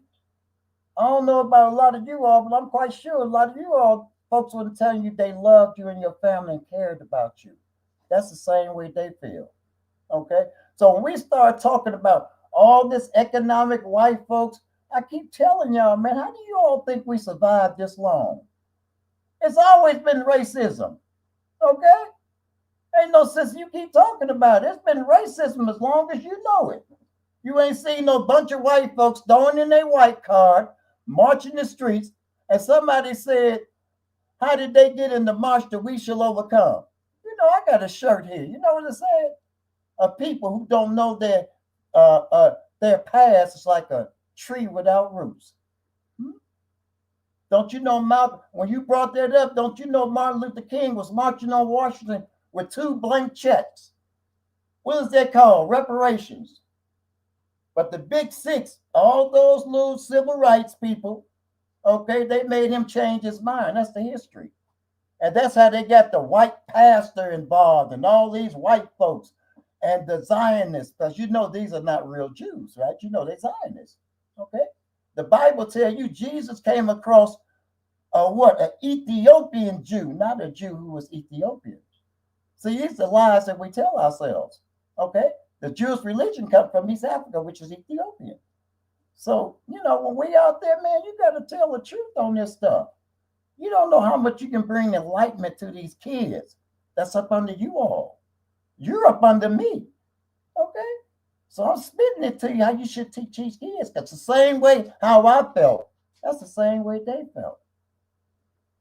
They feel at this moment. That's the same way some of you all felt. So when we go with this EBT and all that crap, hey, a man's supposed to go out like in the old days till he makes some money and come on home to provide for his family. But one thing we keep forgetting, out of the 60s and the 70s and the 50s, our sisters worked at a 40% rate, 4 out of 10. And that's, listen, that happened a way long time ago. We've been working together, okay? Now, the other 6 out of 10, what do you think they had? A happy wife, happy life? They doing stuff at home, ironing stuff, laundry, doing that hustle, because we got to work it together. And so what we've done is taken on the white man's mentality, because everything is individualism. That's the white man thing. You know, that's all these other people's thing. So remember, you cannot take on another value system that's not yours and don't think it won't destroy you. Learn your value system. Well, understand your history, man. You all are talking, but if you don't understand the past, how you going to know the present and how you going to know the future? Well, I'll say this. That's why we got y'all up here. That's why we appreciate you. Remember one thing, please. You're supposed to take your spirituality to the highest plane. It's supposed to go higher and higher and higher. Because remember, religion and all this stuff keeps you in a box. Spirituality is a lot longer than religion. So what's more important, religion or your spirituality? I hear you. I hear you. When we say we blacking our pride, we feel it in our gut, man.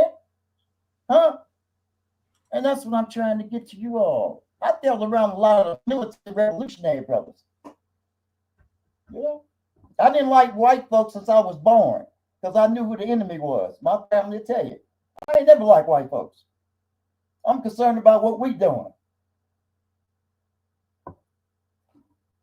Hey, that drops like a gem, baby. That's a gem right there. There you go. Well, listen, Unc, like I was saying, we appreciate having you, the old timers, up here, because understand that this is recorded. This is documented. So this is a reference point. All right. We ain't just on the street or in the barber shop. You know, it all could be effective, but this here ain't going nowhere. We need y'all old timers. Y'all can't keep leaving. Listen, listen. Y'all can't keep leaving the planet with y'all knowledge. We got to put it on wax. Look at Leon laughing because that's what he want to do. Leon want to take all the secrets with him. Tell us, Leon. This right here. This right here. I learned on my own. Okay. I didn't learn none of this stuff in school. I dropped out of school in 8th grade. I didn't go back to school. So everything I learned, I didn't learn from my family. Okay. I learned on my own, man. You know, so those are excuses. History is still there if you want to read it. So okay, so you saying that Now, here you go, Baba T. Can we, brother? You served in the military. Oh, like you are a bit different. I would like to call you an exceptional ninja. All right, you're an exceptional brother. Everybody ain't gonna be able to traverse your lane. Everybody ain't gonna be able to traverse Mr. X's lane or Why mine. not? Like I think we Why not? gotta. I believe we gotta cut down a little bit on the dangers of failure. Like everybody ain't gonna be able to travel the path of Baba T. It's Listen here. yeah. Why did you think we got this so far, man? What did I say, Sankufa? You got to go back and bring forward in another little way you can. You know, our slogan is reach one, teach three, not reach one, teach one. Okay? For every 36 pink people, it's 6 of us. So can you imagine you trying to bring some type of parallel to these people? No, man. You don't think we've been working throughout our whole life here? We're indigenous people. We was working back then for each other. Wasn't no Bible in America and Africa. Oh, that's history, man. Remember, the Bible is 2,000 years old. Islam is 1,500 years old. How old is mankind? Huh? That's a spiritual hit on you, man. That's a gem. So you need to research that. That way you can pass it on to your kids. That's your job to pass stuff on. Don't be telling me. Didn't nobody tell me. I had to learn this stuff. They got books and everything. So what's your problem? I tell people, what's the violence you putting in your house? What type of music you playing in your cars? Okay? Don't tell me you can't do nothing about it. I can't let that go. I can't let that go. You wrong as 2 left shoes on that one, Baba T. Because see, then the next thing you know, we'll be talking about legacy and why white folks got legacy. They don't die with the secret. They don't say, well, I didn't do well, nobody told me, so why should I tell you? That's dead wrong. And then we'll talk about, well, these white folks got these legacy stuff and they got these buildings and we're in the level playing field. Yes, yes, the playing field is not level because y'all will not share your wisdom. You won't share the wisdom and you want to keep it to yourselves. And that is dead wrong, Baba T. I got to call you out on that, brother. I heard that. I hear so many brothers saying that stuff. And it's just like, why would you not want to tell me there's a cliff over there? I'm going to fall off and I'm going to die. Why do I have to experience it? You know what I'm saying? You know, why don't you tell me, hey, you might want to, hey, by the time you get here, don't knock Bonquisha up, take your money, invest in this kind of stuff. Why won't y'all tell us that? Listen, I can't speak for a lot of people. And I can't speak for, our people. I just know I wasn't told none of that stuff. Didn't nobody tell me? They didn't tell me about the past. Okay. I roll up under some straight, what did I tell you, brothers? I'll roll up under some straight hyenas in my clan. Okay, straight hyenas. All right. I'm talking about And that was a disconnect. Baba T, that was you were, we know life ain't fair. However, within the family dynamic, within your nuclear family, there is supposed to be some fairness. All right. You were treated unfairly, not taught these things, and we can't keep passing that on. I feel you, Unc. I feel you 100%. However, we can't keep passing these unnecessary struggles along, Unc. All right. The object here, and because you have me on here and I'm spitting some gems to you, you take them gems and you spit it back. You learn more about these are gems I'm telling you. Like you all saying, well, y'all ain't telling us nothing. Well, I'm telling you, I've been telling you all this since I've been on this panel, haven't I? And we're quiet and we don't say anything. We let you go with it. Anytime somebody want to talk to me about something, I'm gonna give it to you raw. Because it's a root cause analysis of every situation. And it depends on our situation as well. It's a root cause analysis. What's the root cause? When you read history, I say read history because that'll give you a chance to continue reading. You're going to have little copyrights and stuff down there. You say, oh man, I got to check that out. One thing they can't change is books. They can change media, what you watch. What you got, G Honda? No, I was just gonna say. I mean, that just speaks to the significance of community. It's just us as a Black community. We just need to make communities great again. I mean, we could say what they're doing and what the Hispanics are doing and everybody else, but I mean, if we're not passing down knowledge to our lineage, then what are we doing? I mean, just hoarding, I mean, that ain't it.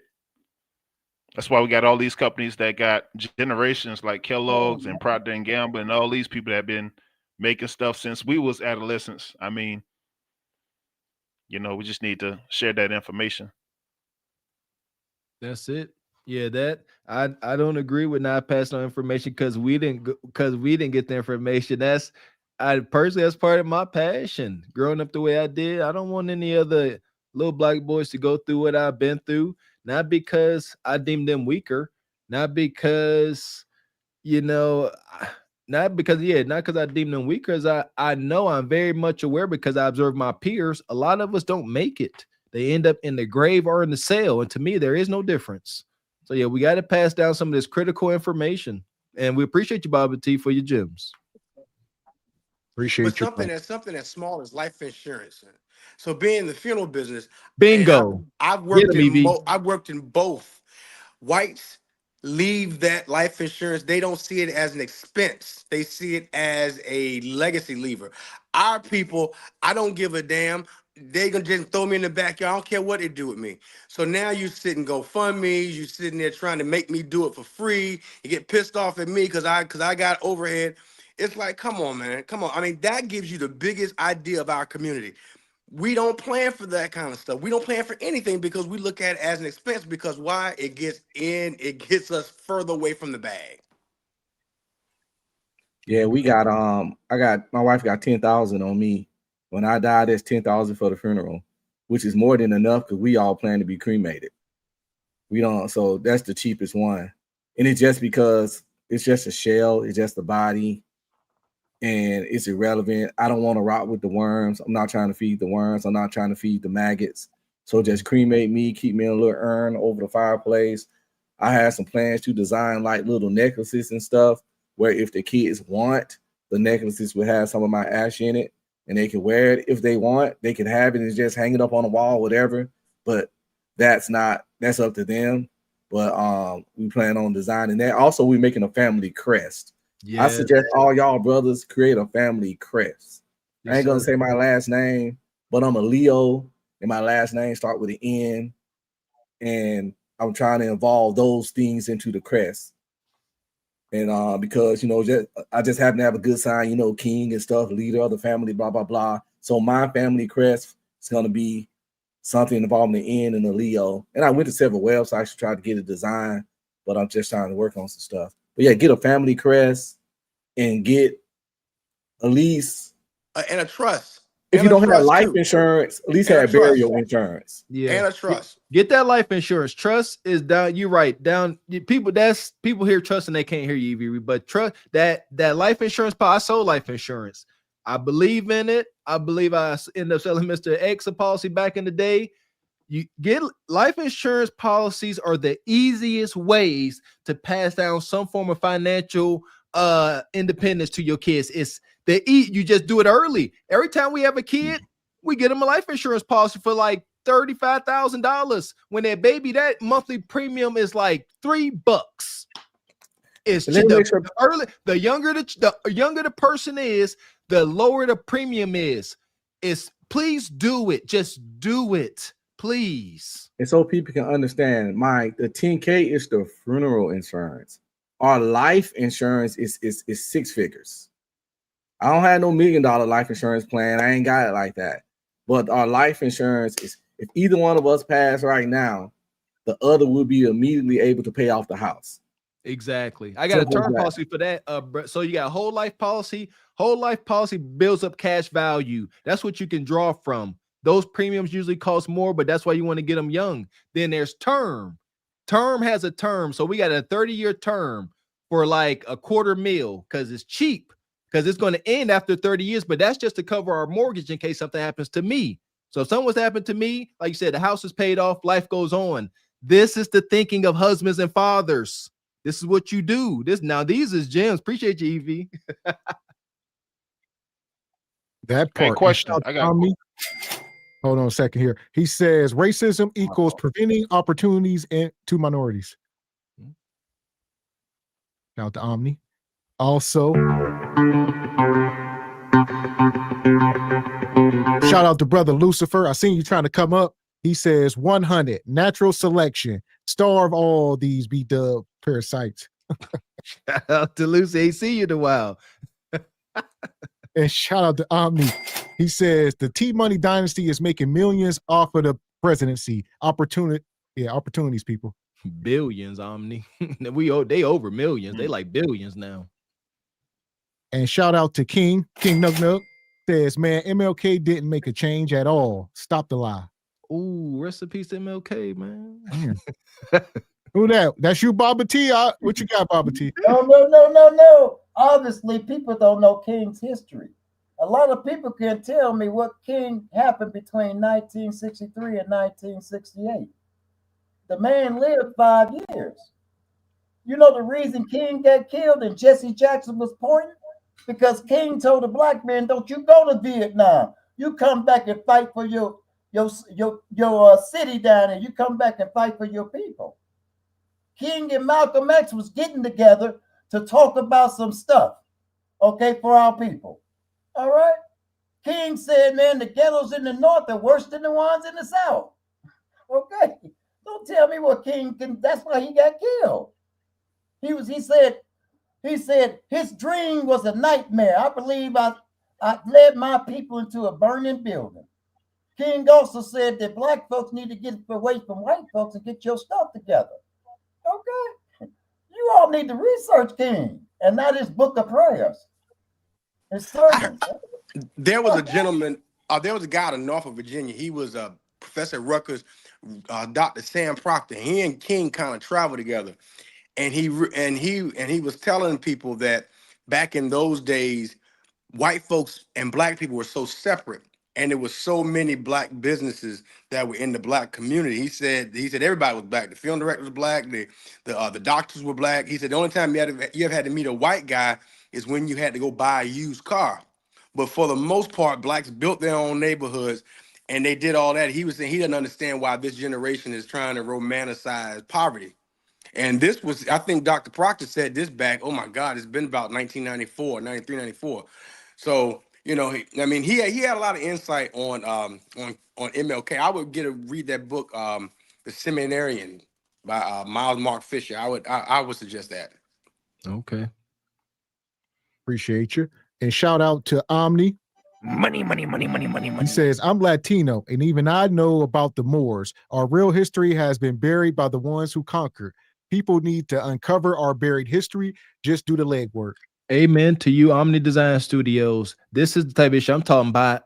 Yes, sir. Yes, sir. Again, we acknowledge who you are with your daily actions. To heck talking about it. Blessings to you, Omni Design Studios. They don't know about them Moors. Appreciate you.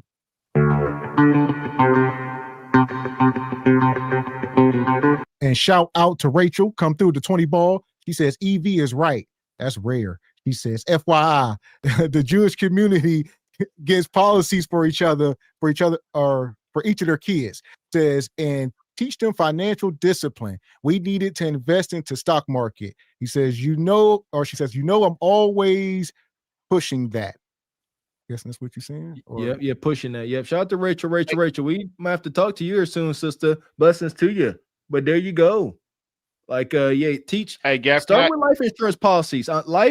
I truly believe and live by life insurance policies, people. All these kids we having, and there's actually a theory that if every young black boy and girl had a life insurance policy attached to them, where life insurance companies were going to have to pay out for them passing away, and with the whole life policy, after like 4 years, there's a self-deletion clause. What I'm getting at is after about 4 years with some big policies, it don't matter how you perish, they're going to pay out on it. Whether, you get deleted by law enforcement, there's a theory that if we all get policies, that a lot of this violence against us will stop because it starts to hurt businesses. Just a thought. What you got, G Honda? Oh, hey, let me ask EV a question. Hey, EV, in the funeral home business, a question. So, like, somebody being buried in a funeral home versus cremation, like, don't the funeral home charge like an extra premium for like them being buried in that said funeral home, or what? No, I know it all might be like goes. a stupid question. No, it's not a stupid question. No, it all goes by. It's supposed to go by your overhead, and cremation is cheaper. That's a whole nother rabbit hole. I ain't going down, but it's yeah. Cremation is cheaper because the old guys. It was a redheaded stepchild back in the day. Everybody's focused on burials. So pretty much, no, it's just pretty much the whatever his or her overhead is, and they charge whatever they can. There's some places that'll do it cheap, some places that'll do it for what they're supposed to be charging for. But that was salt of the earth there, Mr. Walker. Yeah, if everybody got life insurances, they ain't gonna want to be killing folks. Nah, you right about that. Yeah, companies gonna listen, learn the rules to the game and move. This is what I mean. Apply that. We wanna be less worried about our black babies out in the world getting hurt unjustly. Inexpensive life insurance policies can help. Either way, every time somebody perish in the hood, they pass in the hat, got to go fund me. We can stop that. I've said it on camera. I got some white friends, they didn't like family to me. All right. They had some death in their family. From that, these people passing away, from family members passing away, they collected over $300,000 in liquid from the policies. The little daughter of the deceased, college was paid off. They had room and time to mourn instead of worrying about paying bills, and life goes on. Like this, we got to get on this kind of time, man. Life insurance policies, please. That part. So I'm gonna let this keep going. Hit the like button. Y'all are doing arson. Y'all doing the child trafficking. We have the Epstein files, and y'all still got black people's name in your mouth. Nothing. You're cooked. You're done. It's game over for them. And you know what? I know many black people are like, Lucas, stop trying to help them. They're done. And I'm getting to that point. I really am. I'm getting to a point where it's like, you know what? So be it. So if you want to drive off the cliff while talking about black on black crime, by all means. These people are the type of people to get in a car accident and be like, my arm doesn't work. Well, it could be worse. I could be in Chicago with black on black crime. Anyways, guys, that's a video. Let me know what you guys think. Whether or not you believe, look, per capita, it's true though, Lucas. Per capita, y'all are on EBT more than us. Or if you believe, listen, how did per capita help Charlie Kirk? How did per capita help your birth rates? How did per capita help the little kids in the church? I mean, I can go on on and on. Per capita is going to be the undoing of white people. Per capita, I would argue that the rich white elites have given you per capita to shoot y'all selves in the head. Because that's what's happening, metaphorically speaking. They're going per capita, per capita, per capita. And I'm just like, what? Stop doing that. Stop. Anyways, if you have a disagreement. Yeah, this dude is wild. Well, here we go. Nonetheless, we done made it through it. We talking about the truth behind the No EBT November. All right, we've been talking about who gonna suffer the most. I think everybody gonna suffer. It's not just the people who are on food stamps. We've been documenting it. Shout out to the truck drivers. Shout out to the mom and pop stores. Shout out to the kids and the disabled and the mental and all military vets. Shout out to everybody. It's gonna get wild. It's the ripple effect. You got the folks that are directly affected, they're at the center. But just like a stone thrown in a pond, there's gonna be a ripple effect. Like Mr. say, even our children. If we got kids that are going to school with Bonquisha's kids, everybody hungry, folks stressed out. Now our kids come home and it's bleeding onto them. A little nug jumping on your son. You know what I mean? Because for whatever reason, it's gonna be a heck of a ripple effect. He got to transfer that pain. Pain must be transferred. If I'm coming to school hungry and you got a lunchbox, you're going to feel this pain. How do we know? Because we were those children trying to transfer that pain. Dad going, right? Yes. I had to explain this to my son. I said, I'm going to tell you how that little nug thinking, because I was the little nug. He looking at you. You look like you got a mom and a daddy you all taken care of. You know what I mean? And they can smell this, that you are stable, and they don't like you for it. And they trying to transfer their pain from going home and seeing their mom constantly crashing out, constant DV, constant violence. And now you got to get this. It's unfortunate.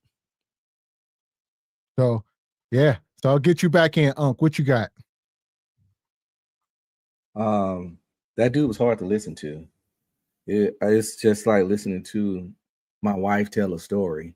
Anybody that's married know how women tell stories. They be all over the place and they be saying a bunch of unnecessary stuff and unnecessary details, and it just be kind of like a ramble and a rant. And I love her, so I try to listen, but I catch about 80% of most of her stories. Sometimes when I got stuff to do, I'd be like, can we get to the end of this shit, you know? But this dude, he said a lot, but he didn't substantiate anything. It was an emotionally driven conversation, an emotionally driven point. He had no real substance to nothing he said. But if you dictate by your emotions, you'll love what he say. And that's probably why he got a platform. When somebody can control your emotions, they control you.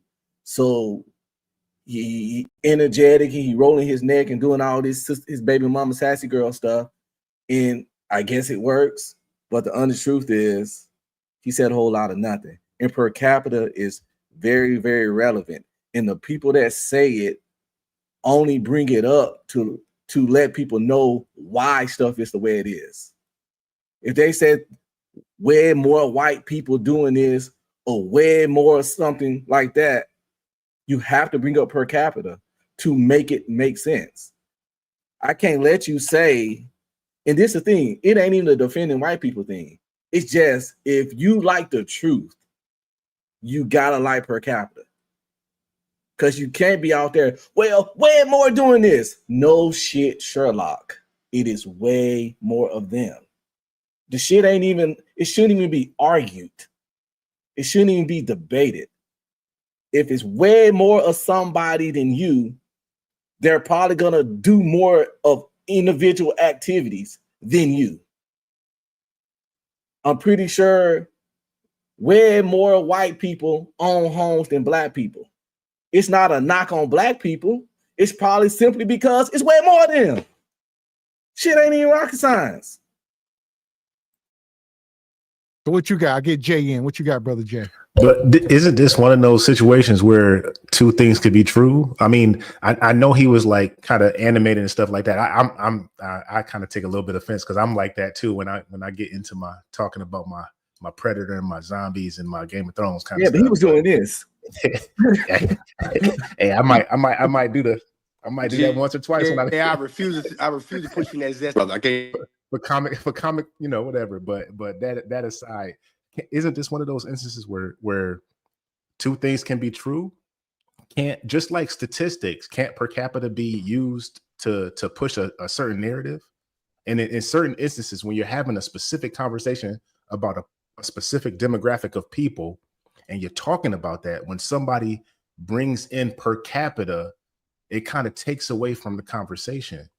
I could understand if you're comparing two different things or comparing the overall umbrella of economics or EBT or whatever like that. But when you're talking about a specific thing, when people bring in per capita, it's kind of like you're taking away from what we're actually talking about. That's kind of what I got from it. I know we all kind of think on different parallels because we all want the same thing, but you know. So you're saying it comes across like a deflection almost. Yes, when people kind of toss it out, when you're, I got my finger on a point, and then you bring in something else talking about something else that's doing the same thing. It's like, I'm not talking about it. I can see I'm that. talking about this specific thing right here. It doesn't make a difference what other people are doing or how it looks in the umbrella, under the umbrella of things. While it's true, while it's factual, it's not what we're talking about right now. So that's kind of like probably what he's talking about. And I kind of understood what he was saying. He's like, yeah, per capita people to death. That will work if people usually started with per capita. In these kind of conversations, people don't start bringing up per capita. Per capita comes up as a rebuttal to someone else's BS in most cases. That's what I mean. It's like a way out. Per capita comes up to whataboutism. Well, what about the white people? They got 50,000. That's when per capita come up. What you saying will make more sense if the person came into the conversation with per capita, but it don't even logically make sense to start off with per capita. I can't think of a conversation where you would come in and start off with per capita. Per capita is usually a reactionary sentiment to in a conversation. You be saying, well, this is happening. Like I say, let people say, too many black people on welfare. Then the black person say, well, it's way more y'all on welfare than us. And then the person would say per capita. That's usually how per capita comes about. So, but if people were starting off with per capita, this guy sentiment would make sense. But in most conversations, that's not the case. But I would say, depending on what side of the argument you on, they're gonna be staunch. So if I'm accusing you, if I'm saying there's more y'all than us, I'm staunch. I ain't change. And if you say no, but per capita, then you staunch, and then it becomes that thing. So it's like dealing whenever you have, if you got two people and they both got burns, like over 15% of their body. It's like y'all both got burns over 15% of your body, but his is on his thigh and on his back. Yours is on your face and your crotch. But per capita, it's like kind of tossing it. Like y'all got the same amount of burns, but the effect of it, where is the burn? The burn is in our community. What's the motive? What's the motive behind this per capita thing? It sounds like to me that each side is trying to make their situation seem better or not as dire. And okay, if that's the case, then for what? So, we ain't that bad off. No, y'all bad worse off. No, y'all worse off. That's the argument overall, right? Say, okay, well, I got crack baby brain. I got to sum this stuff up. Okay, so we try to figure out who's worse off, and then what? So okay, let's say as black folk, let's say it's the whites. They're worse off. Now what do we do? What's the next move? We good. If they're worse off, I guess no need to change since we are basing our success off of them, what they got going on. Help me out. Where does this conversation end? What's the resolution? We're trying to argue who's better or worse off. This is wild. So I'll get you and G Honda. We'll get Baba T after that. What you got, G Honda? No, but don't it really alludes to what Jay was saying about them using a narrative, weaponizing the term per capita to say, for like a political reign, so to speak? That's what it sounds like. Say we're better. We're like a reign for a certain demographic, like to say, like, well, yeah, like to say, like, the black people that's using on the EBT, the people that's crashing out and saying that they're going to loot the stores, that they're going to be a bigger liability on society during this EBT situation. Okay, I got you. Huh? So that's what it sounds like to me. That's I got you. That's what it sounds like to me. So what do we believe? I haven't seen any videos of Caucasian folks up here talking about looting the stores. Are they out there? Don't know. But we have dozens, if not about 100 videos. You could probably search immediately right now on social media and find 100 different folks, mainly melanated women, maybe 2 or 3 melanated men up here talking about they're going to go rob the stores. So I don't know who worse off. People too worried about how per capita makes them feel than if it's true. It's like the truth don't care about your feelings. Reality don't care about your feelings. We know how numbers work. We know about Murphy's Law. We know about the more you do something, the more you try something, the highest chances of something happening. If I run through a minefield 30 times, it's a higher chance I'm gonna hit a mine than if I do it once. I'm playing with fate. So we understand how the numbers game work. And all that stuff is, and the more numbers are just relative to things like this, but people want to just ignore probability and statistics and numbers and math because it hurts their feelings. Per capita just simply can't be ignored if it's true. And something that's true can't be an attack or weaponized or anything like that. The truth is just the truth. So this goes to my point that I always say, two things is true, literally. That's why I said the art is literally depending on what side you on. You ain't lying. If you black and you say there are more y'all on it than us, that's true. If you're a white and say there are more y'all per capita, that is true. Exactly. But some kind of way, cats can't get that, and their feelings get hurt. Oh, you racist for telling the truth. Houseway. What I'm saying is when people try to what's it called, straw man a conversation when they bring up per capita. If that wasn't initially a part of the conversation and they feel like they're losing the conversation, they'll bring up per capita. It's like, well, we're not talking about per capita. We're talking about this specific instance of this specific thing. So why bring in something else that has no bearing on what's happening in this microcosm, this small little circle right here? But when they bring it up, is it relevant or not? That depends on the conversation. Because bringing up per capita can be relevant. If you're talking about our numbers, I bring up per capita, it immediately becomes relevant. Not if it doesn't affect us. Well, a lot of you all keep forgetting that even though when I look up, it shows me that 37% of pink people are on welfare, right? Our numbers is at 26%. Now, what I tried to do, and I can't comprise it, is I tried to deal with the inner cities in America. And I try to deal with the most populous, states and everything. So I can get some type of understanding of how it affects us only. So it states that 26% of melanated people deal with food stamps, right? Our population is what? 14%?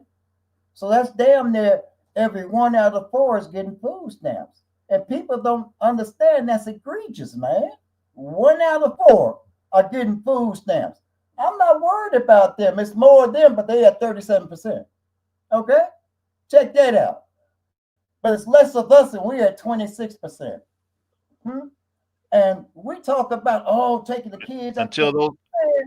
Listen, food stamps have been around how long? The economy has been growing and growing and growing. Okay? People still on food stamps. Right after the pandemic, they had to close up a lot of businesses because people didn't want to work. So they had to close up them businesses because of lack of employees and also lack of a tax base. That's why this work to home is getting cut out, because you have to have a tax base again. And these people got to go to work so you can develop that tax base. People complicate this thing, but it's not complicated when you look at the numbers. When somebody tells me the murder rate and they say, well, it's only 1% of us. No. Let's go to the 10 populous city where we are at. And like Chicago, we're #1 in the murder rate based on population. You understand what I'm saying? I can't go throughout the whole country. You got 10 black folks in Nebraska.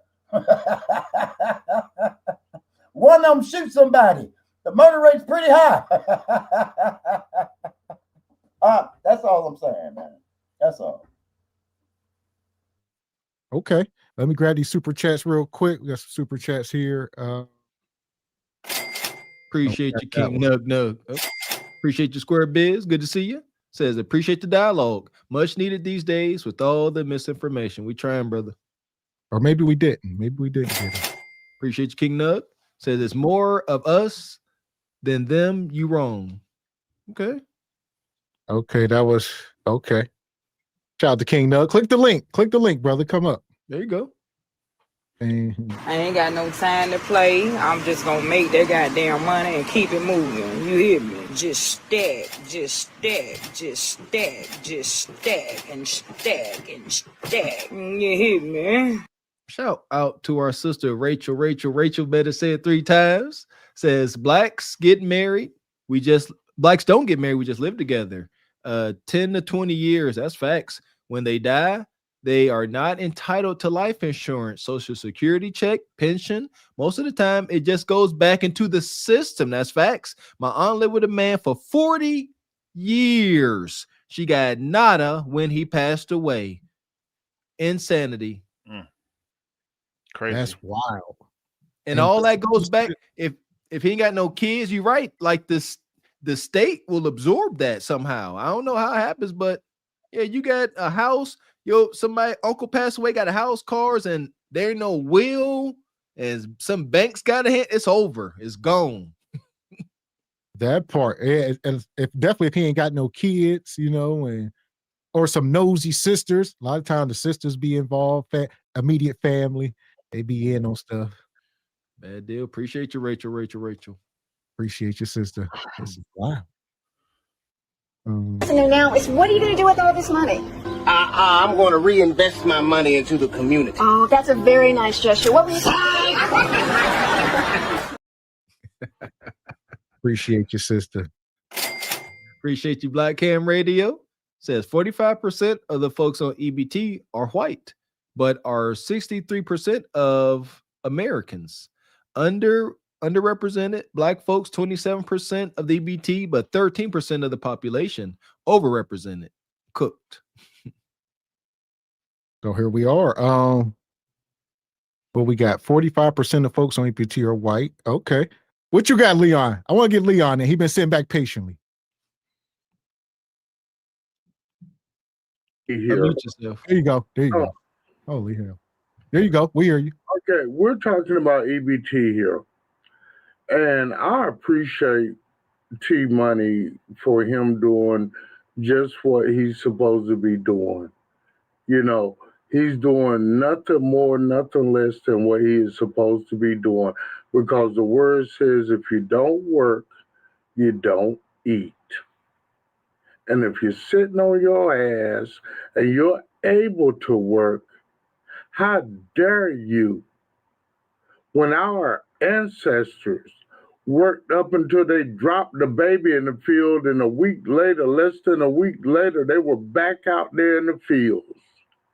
When if they had big families because the big families worked the fields, the black man will look at a piece of land and see legacy.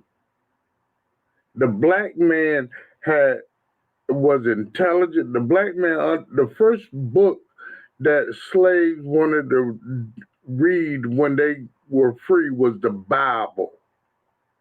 They wanted knowledge. They wanted wisdom. They wanted to find out for themselves what was going on. And I swear to you, as my name is Leon King, I'm so glad that T Money is doing what he's doing. You want to know why?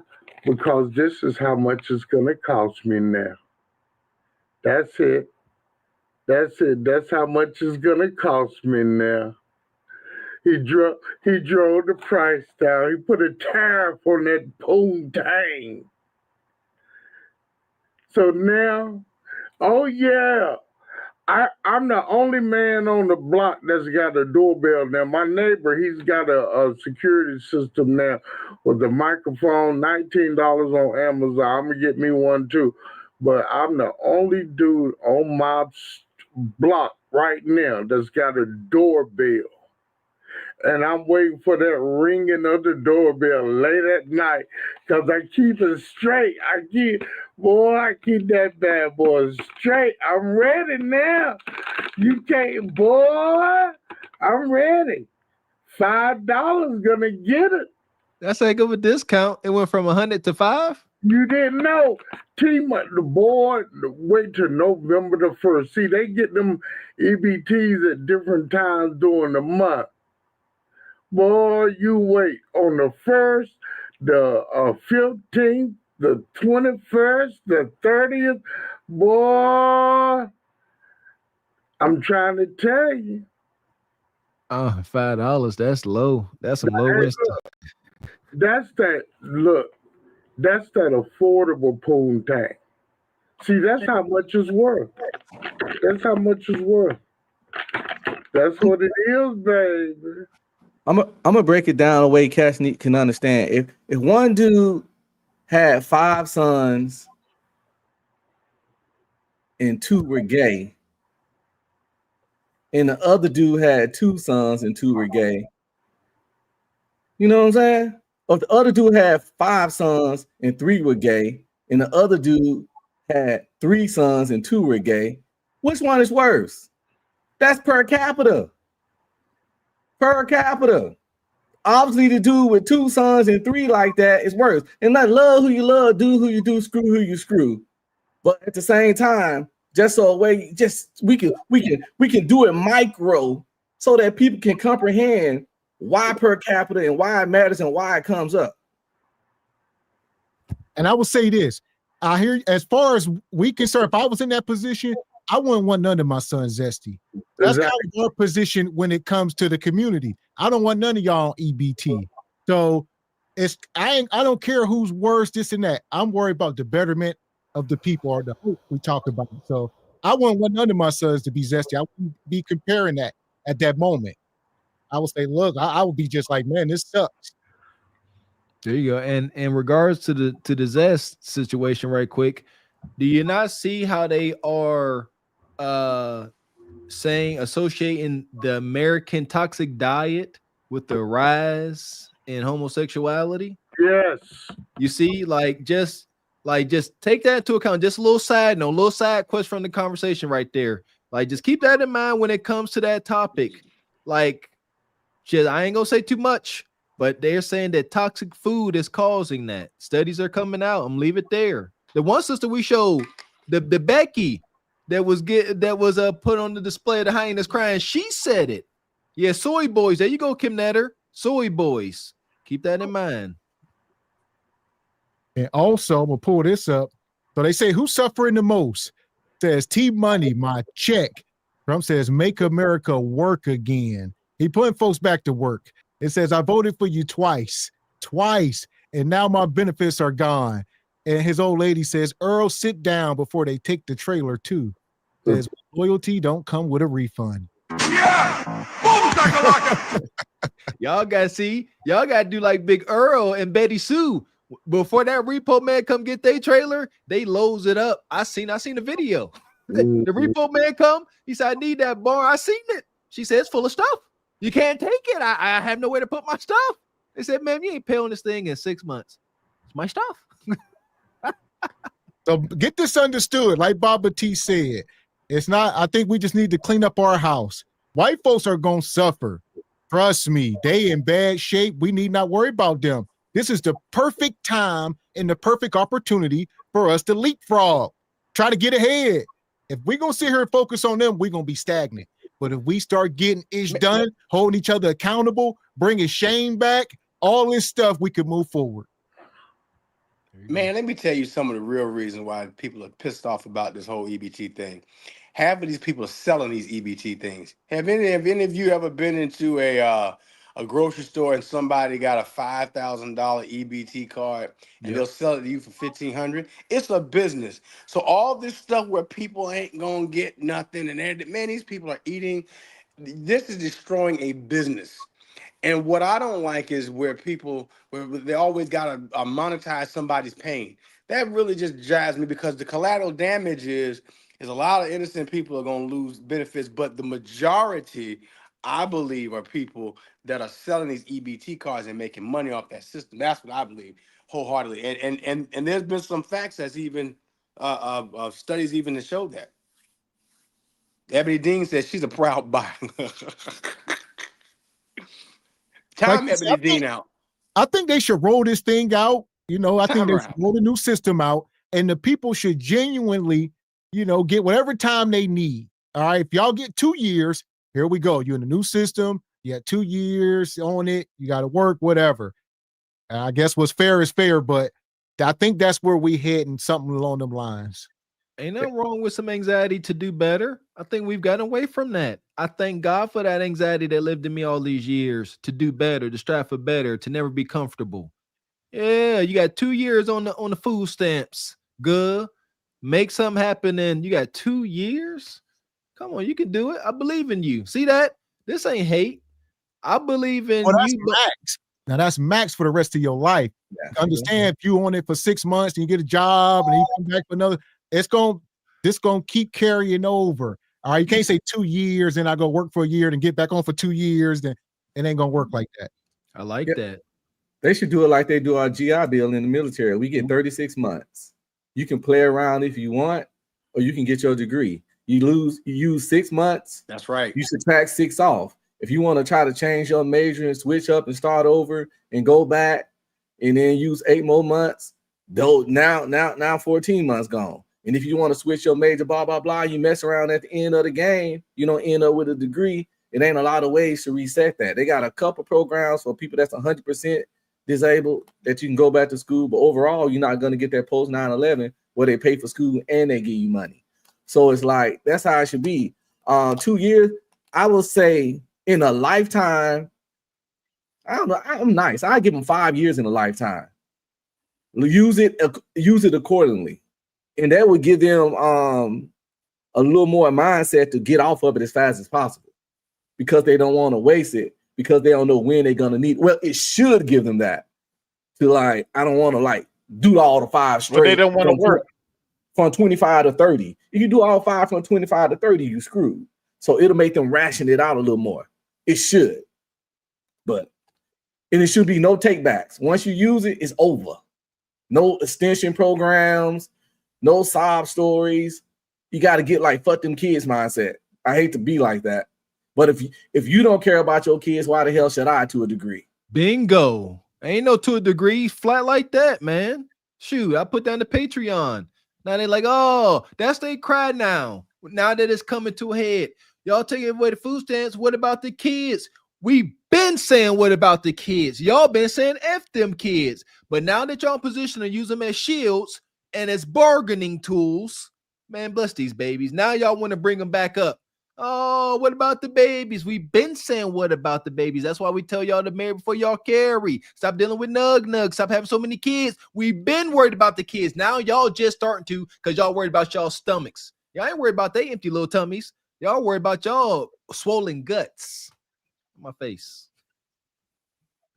And people don't speak on all these tax hikes that we be seeing. Like if you pay attention to like, your county tax, your respective county tax and your state tax. I mean, even if you are in a like a Florida or Texas where it's like no state income, but they always find something to levy to supplement, the government benefits, So like, I mean, that's where all these tax hikes coming from, funding Bonquisha and her kids. And we're only seeing that every 3 to 6 months, it's always a tax hike for that reason. I find that so amusing now, man. Now they worried about the kids.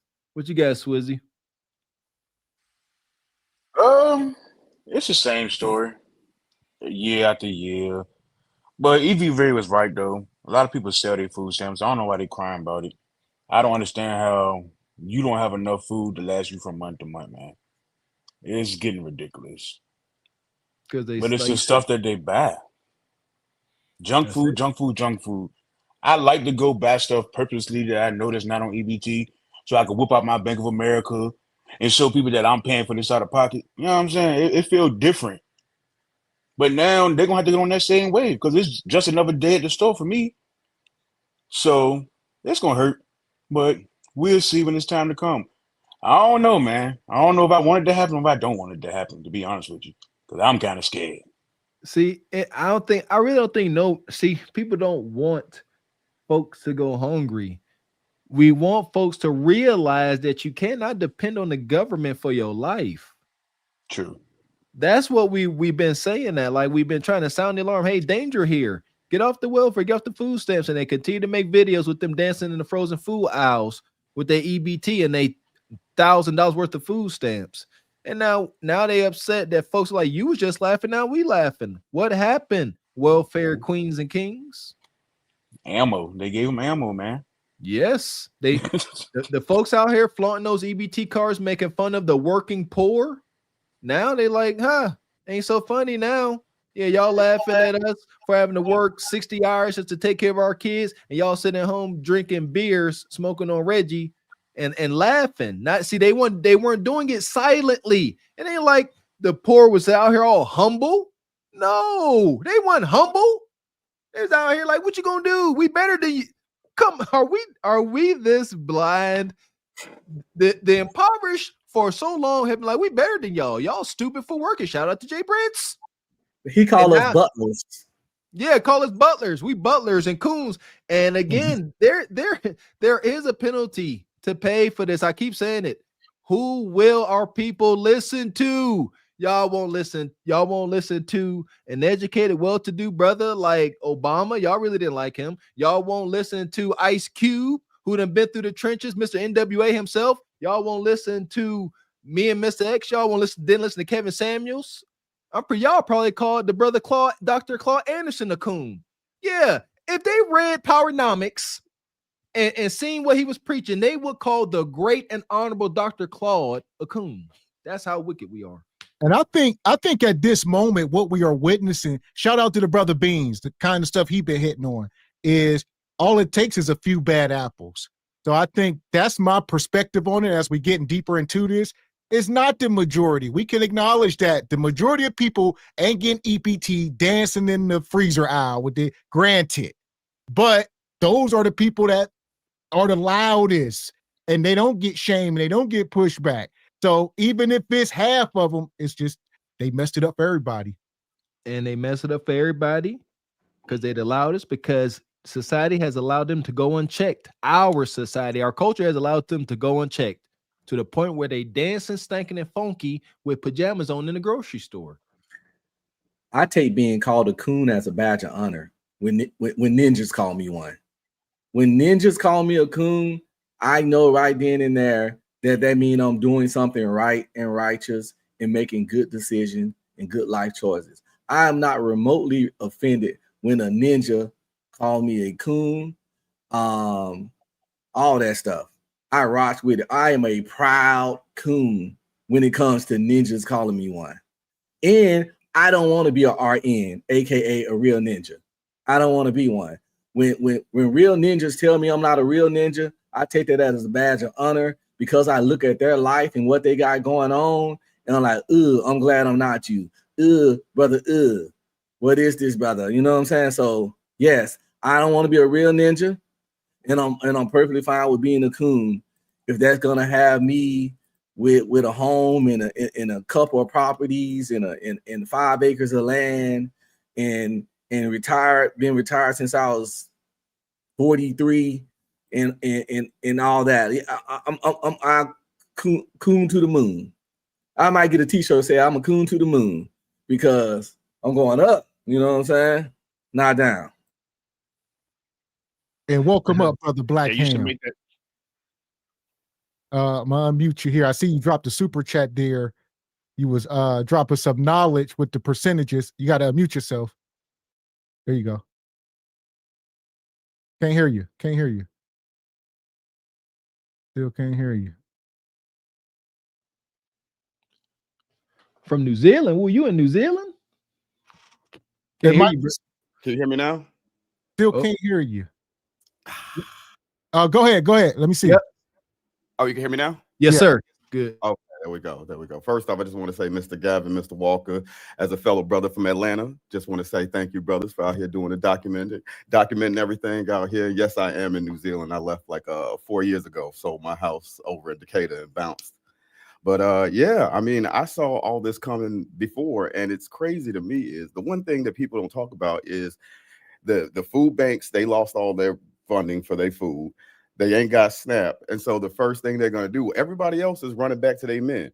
You know, the reason why we don't see white women crashing out, Hispanic women crashing out, all that, because they know they can go back to their community where they have men that are still working, still productive, that they are going to feed them. Versus us, like, why would I come back and feed people who are a liability to who I see the Black community? Because I see the Black community as people like Mr. Gavin and Mr. Walker, be streaming. You know what I mean? Like, I see it as productive Black people who are out here trying to get it. They're not looking for a handout. They're not looking for compassion or sympathy. They're looking for an opportunity. Just give me a way and I'm gonna make it. You know, give me some mud and I'm gonna get it out of it. They don't really, but these women, they spent the last 60 years talking down on those very men. And now they're going to need those men. But why would they? Because the first thing we're going to ask is, what do I get in return? Where's the consideration? That's what the thing with any transaction, with anything, any sort of society, any sort of community, there's always the aspect of consideration. When you do anything, how does this affect others? Not just how does this affect me? And now they're coming with their handout. And like you said, they're going to be, I'm in a bind, Nate. And yeah, Nate's going to ask for his consideration. And the thing is, there's not even that many Nates no more. All the Nates are like, I don't even want it because I can get the same thing you're going to give me is attached to 3.5 billion other women who will give me that plus kindness, plus consideration, plus thinking about me before you do something crazy or say something crazy. Like there's and like you said, Mr. Gavin, you said that yes, it's only a few of them. Yes, it is only a few of them. Just like it's only a few bad cops out there just looking to take down black folks. However, just like the cops, where are all the good ones to call the bad ones out? See, that's the problem. You don't see none of the good ones, none of the supposed good ones saying anything. Because in my mind, I think back to like what Bob was talking about back in the 60s and 70s, the way they used to fund the Black Liberation Movement was by robbing the people who were doing harm in the community. They used to rob drug dealers. They used to rob the divestors. They used to rob all of those folks. They would run up on them and be like, hey, what you're doing is hurting the community, so now we're taxing you. That don't happen no more. So I don't know. Last time I seen that, I agree with you, but now we got cameras everywhere and cell phones. That's an obstacle right there. So we got to find what it got to be a less violent approach, I would guess. I mean, Tina Turner and Ike Turner got robbed by the Black Panthers for talking crazy about black liberation back in the 70s and 80s. Like they literally got ran up on after a show and got robbed. So like, you know, like it ain't cameras everywhere is what I'm saying. Shout out to the show Rock. Remember the show Rock? One of the most memorable episodes when Rock checked the D boy in his neighborhood. He jacked him up against the wall. That take cojones. Because now you walk outside, your life is in danger. You got to stand on that square. Brother Black Ham Radio, that's what we always say. Like, those men are gone, man. That level OG that's going to really dedicate his life and dang near sacrifice his life, they gone. That's over, baby. It's every man for himself, unfortunately. Well, well, go ahead, Black Ham, if you want finished, and I'm going to give Bob a 10.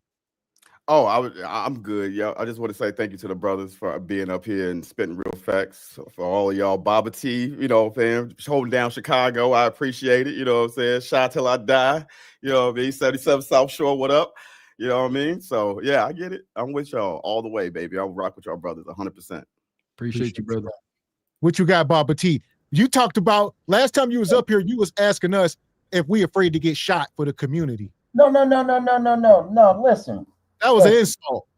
Listen, I was putting that in the context of this. You're in your community. And what did I tell you all? I said I made a suggestion. When you went around younger men, you come to them from their heart and let them know I apologize. That's what I told you all. And you mean it from your heart. Don't you know what comes from the heart touches the heart? These young brothers ain't nobody come to their heart, man. I stop them all the time. Hey, man, what's going on with you? What you doing? You doing okay? I love you, man. Keep your head on the swivel. You hear me? It could be 4 or 5 of them. Yo, that's what I'm saying. So if you come in and you ain't got nothing to give them, then yes, don't come at all. Because you're endangering yourself. Okay? But I'm not endangering myself, man. I'm up under the sun, baby. Okay, I'm up under the rock. Okay, the sun god that watches me in and out. All right, man, I know. And my brother, Black Ham Radio, I know about New Zealand and Australia over there. They don't know about that. Okay? Where the Aborigines have no right to say anything in their country. Okay, they just passed that through the parliament. That's why I say it's real important for you all to understand geopolitics that involve us. Wherever we are, we're at the bottom of society and we're everywhere. So that gives you a clue on how we're being treated. Okay? You brothers need to know about Ibrahim Traoré over in Burkina Faso. These brothers and sisters, they're kicking white folks out of Africa. All right? You all don't know that. See, when you connect that, you can connect it to you. All right? Because of our economic benefits. You ain't got to spend no money on them. They're going to act right. If you say we demand this in our neighborhoods, we buying all these Mercedes. You know, we did that in the day. We stopped Pepsi from opening up. We laid in front of the gates.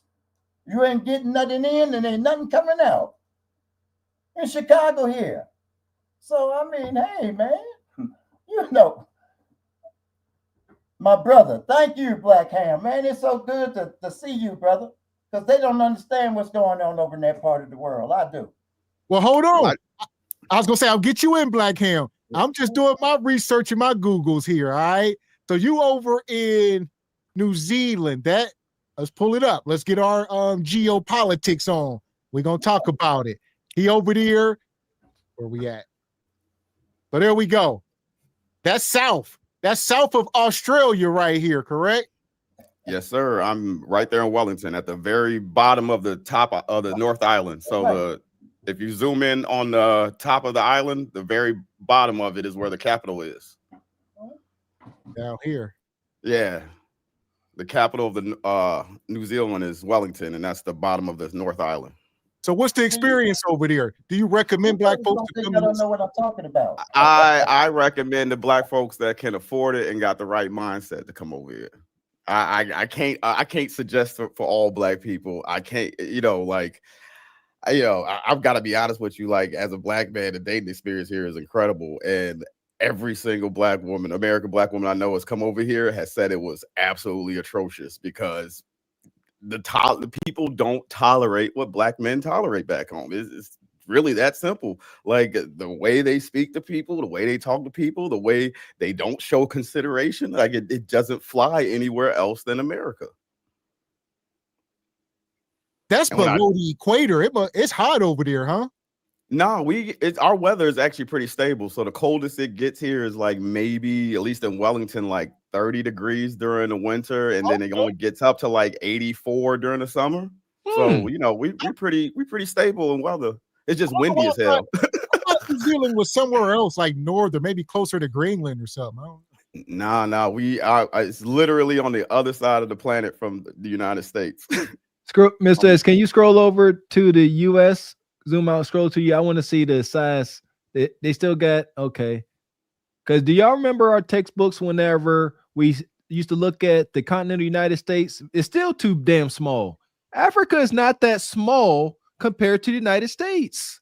Why do they keep making Africa these? is much larger than Asia, but they have to make it small because Mercator map projections are interested in basically bigging up the northern hemisphere, aka white people, over everybody else, the global south. This is the type of racism I'm talking about. Look, that's racist. Africa is not that small. You can fit the continental United States inside Africa 3 times. You can fit the United States, South America, all of Asia, and part of Australia in Africa. That's how big it is. They keep making it so small and insignificant. That's what it's supposed. This is what this image is supposed to indicate, that Africa is so small. It's the size of the United States. No, it's not. It's so much bigger. Egypt alone is like 2/3 the size of the United States. Like, that's how messed up the projection is. Yeah, that's wicked. That's wicked work. I just want to point that out. They're still doing it. What you got, Bob? Or Leon? You get Leon. What you know about the map, Leon? You know where you at? You on this planet? Okay. Do you want the truth or do you want to lie? We want the truth. Don't do the flat stuff. That ain't, long as it's good for you two. We ain't going down no rabbit holes. Okay. The true map. Tell us about Pangea. The true map was written by this Persian dude, and then they just did that thing with it. But so if you want the true map of the world, then yeah, you would look at that. Yeah, Pangea, there was a Pangea, and when God separated the languages, he separated the continents as well. And so yeah, there is a Pangea. So the truth of the matter is that, like I said, the true map of the world was, and if you know anything about Persians, they were dark-skinned people. Excuse me, very dark. And I think it was Babati spoke about the Jews. These are Ascani Jews. They have no bloodline to the promised land at all. They came in, they took over. They've been trying to take over since the 1800s. But what the deal is that You know, people have to realize it, to see, once you open your eyes to the truth, it's going to be up to you to whether or not you want to close your eyes. And it's like Baba T said, look, read, read, read, read. You know, damn, you know, niggas. That's why hey, look, I hide this in a book because ninjas don't read. I can have all the money in the world in books, and somebody break in my house, and they'll never find it because they don't read. Thanks for telling me where your money at. Go ahead. Oh yeah, I'm gonna tell you where it's at, but I ain't gonna tell you where you can come in one time. You know, you can come in one time. I don't mind you coming in one time. Can I leave out? Oh no, then it's time to play. Okay. You can't come in and leave. Now you can come in any way you want, but you're gonna leave the way I want you to leave. Does it put the lotion on the skin? You didn't know, or it gets the holes again. See, when you know, look, no, no, that was my favorite movie. Show no, my favorite movie. You know, because you know, these white folks riding around thinking that you safe. You ain't safe. You just riding around for right now. You ain't safe. So look, there's gonna be a time. There's a movie they came out with a couple of years ago called Civil War. I had watched that thing a couple of times, but it's coming down to it. There is gonna be a civil war. If there was a civil war one time, guess what, baby? It's gonna be another one too. It's like Baba T said, you better know your history. Do you know that it is one court case away from putting blacks in chains right now? There's one court case. Look, actually, they do have folks in chains. It's called the 13th Amendment. You know, people don't want to recognize that, but it's like Baba T said. Look, that book by Michelle Alexander called the Jim Crow 2.0. Yeah, that's true. But because, you know, we think we're in the third world country, I tell you what, go to a second or third world country and try that entitled shit over there. Go. Yeah, go to the real Jamaica, the real Mexico, the real Thailand. Go to the real Philippines. But been here. Y'all remember when I came back and I told y'all this was a year and a half ago, almost 2 years ago. When I came back from Jamaica, it was eye-opening because I was not on anybody's resort. All right, I was in Kingston. I was in the muck. I was in the thick of it. Understand, for 2 weeks straight. All right, every day. All right, my in-laws live down there. We was living it. So we down there. People are on the side of the road selling lemons and squeegeeing windows. You know, the water boys. Y'all see the water boys in Atlanta? That's real in Jamaica and places like that. Like, that's how they live. Ain't no EBT. Big Mom Bonquisha got to go on the side of the road with her kids and sell coconuts, or her man. You know, the guy gonna be over there with his what I'm looking for his damn machete. He cutting up, you know, sugar canes and coconuts. And the stuff grow off the trees. It's a way of life. It's all given to you. All you got to do is work. Now, granted, you ain't going to be rich, but you're going to feed your family, get you some goats and some chickens. All right, you're going to have a house. It is what it is. It's delayed. You got to practice delayed gratification. See, here we go. As poor folks and impoverished, the only way to get out, we must practice delayed gratification. But that's hard because delayed gratification calls for sacrifice. So like Mr. X said, we got to chop these coconuts for the kids. But by the time we end our life and been chopping and selling coconuts, we done saved up a little stash. Now we done bought a couple goats during our journey. And now when we perish, now our kids got goats, coconuts, maybe some guineas, some chickens. and they got a better head start. But that's what we got to do to get out of this poverty mindset as a people. We got to in the house. Mr. Walker, you brought up like 2 weeks You buy ago. your house in Jamaica, it's yours. Yeah, most people own property, even the poorest people. Everybody got a house, it seems. And you're gonna pass this down to your kid. Everybody got something. It ain't so it is poverty, third world, but you see what I'm saying? There's levels to it. What would you say, Well, like him? Mr. Walker, you brought it up like 2 weeks ago, or maybe it was like 3 weeks ago. You said all men start from zero. Because you were talking about how, you know, growing up in the projects, it was like when you were getting out there after you got out of the playing football, you were like, you started at zero. And that's how all men start at. I mean, if you didn't grow up in an ultra rich family, if you black, you basically a black man is starting at zero. You have to work your way up. We don't have nothing innate that people want from us outside of labor and skills. And if you don't have that, you ain't got nothing. But I got to bounce, fellas. But I wanted to do something in honor of the man, the myth, the legend, Leon King. I got $5 New Zealand dollars. I got $5 New Zealand dollars, but I don't want it. I don't want it. Put it in this. No, you got me interested in New Zealand now, brother. Appreciate you coming up, man. Yeah, we got to talk. I don't know if you in the Patreon, but I'm interested. I'll join it. I've been meaning to join it. I ain't never seen the link though. I see y'all talking about it. Yeah, brother, for sure. Jump in the Patreon. You definitely got some stuff to add to the conversations we have daily. But I'm interested in this New Zealand, man. Like, I love it out here, man. Like, hey, Black Cam, go ahead. Black Cam, you gotta tear that $5. You gotta tear those $5 New Zealand dollars. Oh in yeah, half, though. bro. This is like plastic though, bro. This shit don't rip. It's plastic. Our money is like polymer, bro. It don't rip. I can't rip it. I can't rip it. What's the exchange rate? What's the exchange rate? It is 1.6 New Zealand dollars to $1 American dollar right now, or 1.57 New Zealand dollars. So yeah, you come over here with American dollars, you spending, because I came over here after I sold my house. I had $100K and I just moved some money around, put in some investments, and I'm still working, but I don't got to if I don't want to. And I'm chilling.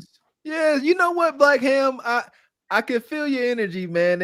I hate this because you doing good. You're doing all right for yourself, but you were a little reluctant to say it because how people will view you. You a coon. You moved to New Zealand. You dare to do better. You went off on a limb and challenged yourself. You damn challenging coon. Shout out to the coons.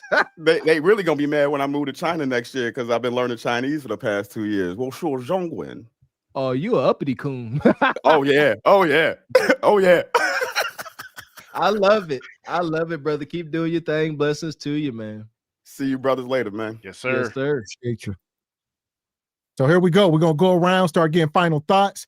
All right, what you got, G Honda? Welcome up. Don't be a stranger. Same thing, Black Ham. If you're still watching, come back, brother. With that shiny ass mic, G Honda. Why you got that gloom? I'm the biggest. I'm the SBC stranger. So, but man, this whole EBT thing, man, it's getting real, y'all. Because I went to Whole Foods the other day, and they had the sheriffs patrolling the parking lot and the store. So they gearing up for this thing. Like, so, I mean, as the month's been winding down this year, they've been cutting off certain things from EBT and say they only can buy select things and select items. I mean, it's revving up, but man, this, be vigilant, man. Stay safe. Stay safe out there. That's all I got, man. And one thing I'll say to piggyback off of that is a lot of these stores right now are talking about delivery only. They're going back to the C-19.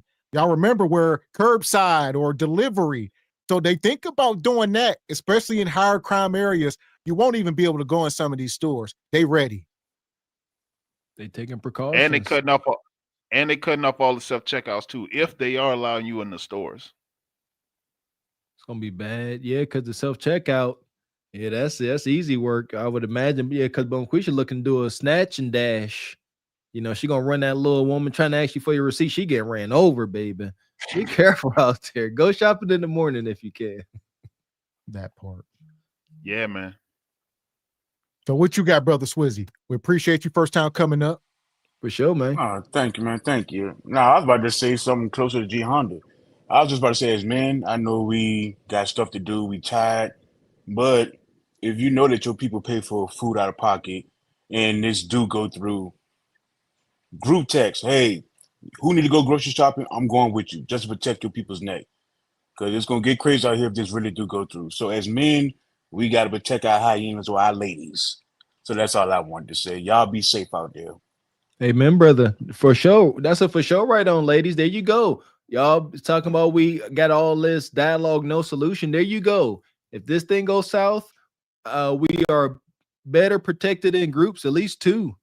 Yeah, you know, Bonquisha want to go out there by herself, and people gonna definitely be parking lot jacking. Again, we trying to give y'all the perspective from Project Ghetto Babies. We were them. Yeah, I was in the parking lot when I went in my right mind before I was a God-fearing brother. Not only that, but shout out to Didi, the delivery drivers. So it is what it is. The food has to get to the house somehow. So there is no food. They ain't moving this stuff underground in some tunnel. It ain't being dropped out of the air from a drone, or they ain't flying it. Somebody got to deliver it. And imagine it. It's going to be millions of armored trucks on the road, if you will. People, it's going to be heist. Hey, you think you're going to live in some rough area and you're going to be getting groceries delivered? Good luck. Yeah! I don't know about some of y'all communities, but here in Pittsburgh, there's some project setups where it's one way in, one way out. Like if I'm sitting there during dark days and me and my cronies, we posted up near the gates and we watching unfamiliar cars, i.e. Uber Eats, Walmart delivery come through, and we tailing them to the place where they pop the trunk. Get out the way. That's our stuff. That's why every hood I ever been in, they stopped delivering pizza. I don't know where y'all grew up, but yeah, any hood I grew up in, there wasn't no pizza being delivered because they was gonna get jacked. Also, this goes Pizza back Hut. to the times when people used to take trick-or-treat bags and stuff. There's a point in time, yeah, you got to go trick-or-treating with your big brother or something. Because, yeah, somebody see you walking down the street, you got a big old knapsack, give me that. My candy now. That's how we earned our stripes as youngsters, man. Heck shit, we had pillowcases, big old pillowcase full of candy, dragging it. And back in the day, we could be out. Halloween was the only day we could be out without getting in trouble so late. You'd be out till 1 a.m. on Halloween because everybody was outside. It really was awesome. But you come in, the bullies come catch you, you either gonna run, drop your bag like a punk and let them have it, or you gonna fight. Yeah, I went too fast. So yeah, you can't have my candy. Yeah, had to fight. So welcome to the hood. What you got, brother? Red Pill, welcome up. I just want to say to my fellow Americans, regardless of your race, that Section 8, EBT, SNAP, whatever you want to call it, all these social programs are a privilege and a blessing. They're not a right. So, and last but not least, at the end of the day, it is your responsibility to take care of your children and nobody else's. And people like to say, well, the government's supposed to help the kids and help all that, help the citizens. Well, the government will help you help yourself, but the government don't have to take care of you. But people really think that's the case. And at the end of the day, you're the architect of your own life, and you get out of life what you put into it. So it's a wake-up call for people who underachieve and have no ambition and drive. It's time to get out there and do something because they could snatch the rug from under your feet at any time, and you don't want to be caught slipping. That's love, brother. Red Pill. They can't hear you though. They can't hear you. That's concern. But they can't hear you, man. Appreciate you. So I'm gonna get you in, brother Leon. What you got? Final thoughts. You gotta unmute yourself.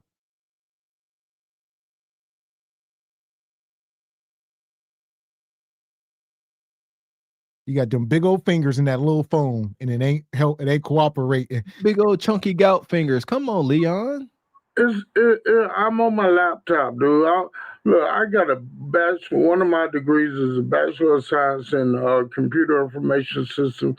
I hate using a phone to use my internet. Now, I grew up with a computer. So anyway, as far as learning computers, anyway, I was the first class in my high school. Awesome. Good job. Good. What you got?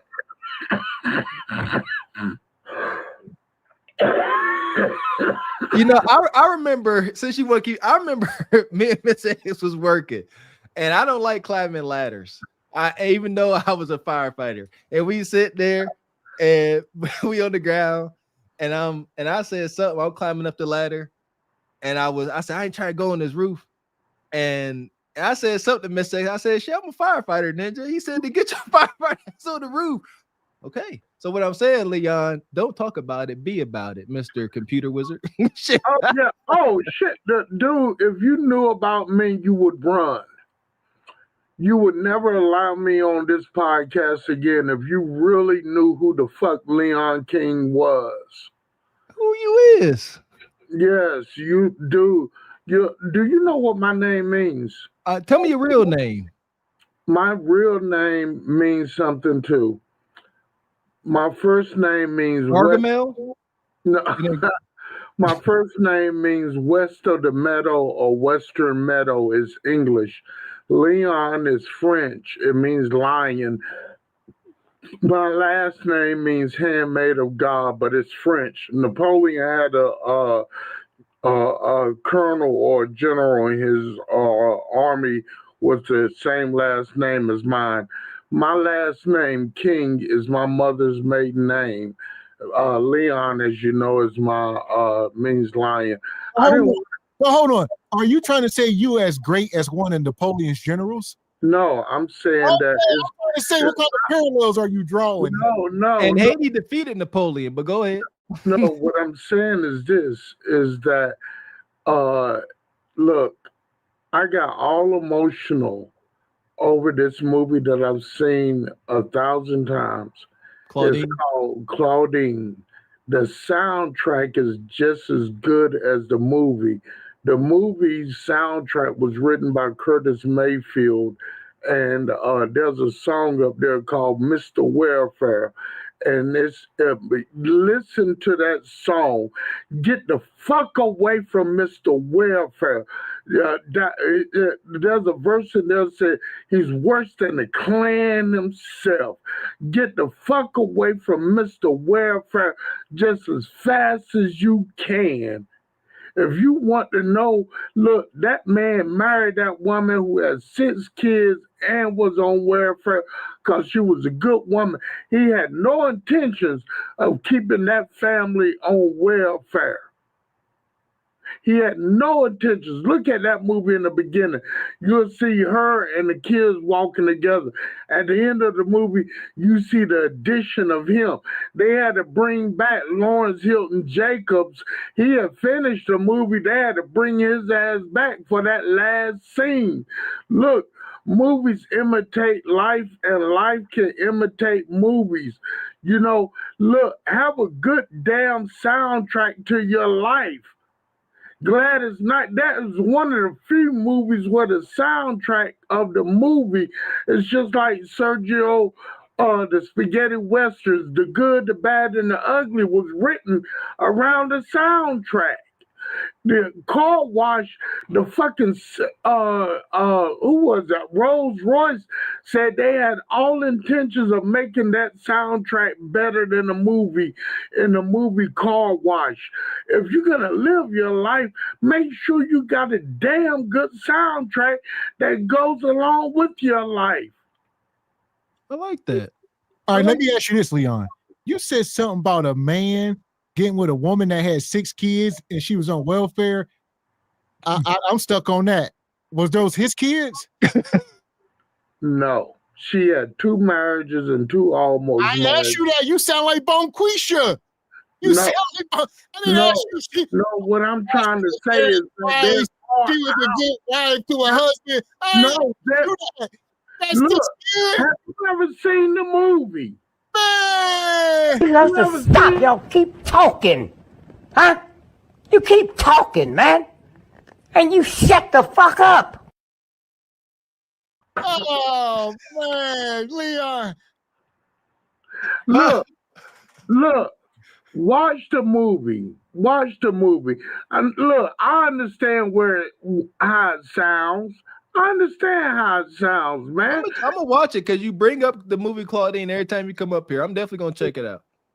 Look, dude, I'm trying to tell you, stepfathers used to look. There's a scene in that movie where they're celebrating his Father's Day because his own damn kids didn't send him a card or nothing, but they were celebrating Father's Day for him, man. Look, watch that movie. Do you think that's relevant or responsible to tell young men today? No, what I'm telling men today is there are outliers out here. There are outliers out here. The reason why he got with her was because she was a good damn woman. Do you understand that this woman had no shit? Look, there's a scene in there where she's talking about welfare, and I'm saying to the people who are on welfare to get the fuck away from Mr. Welfare.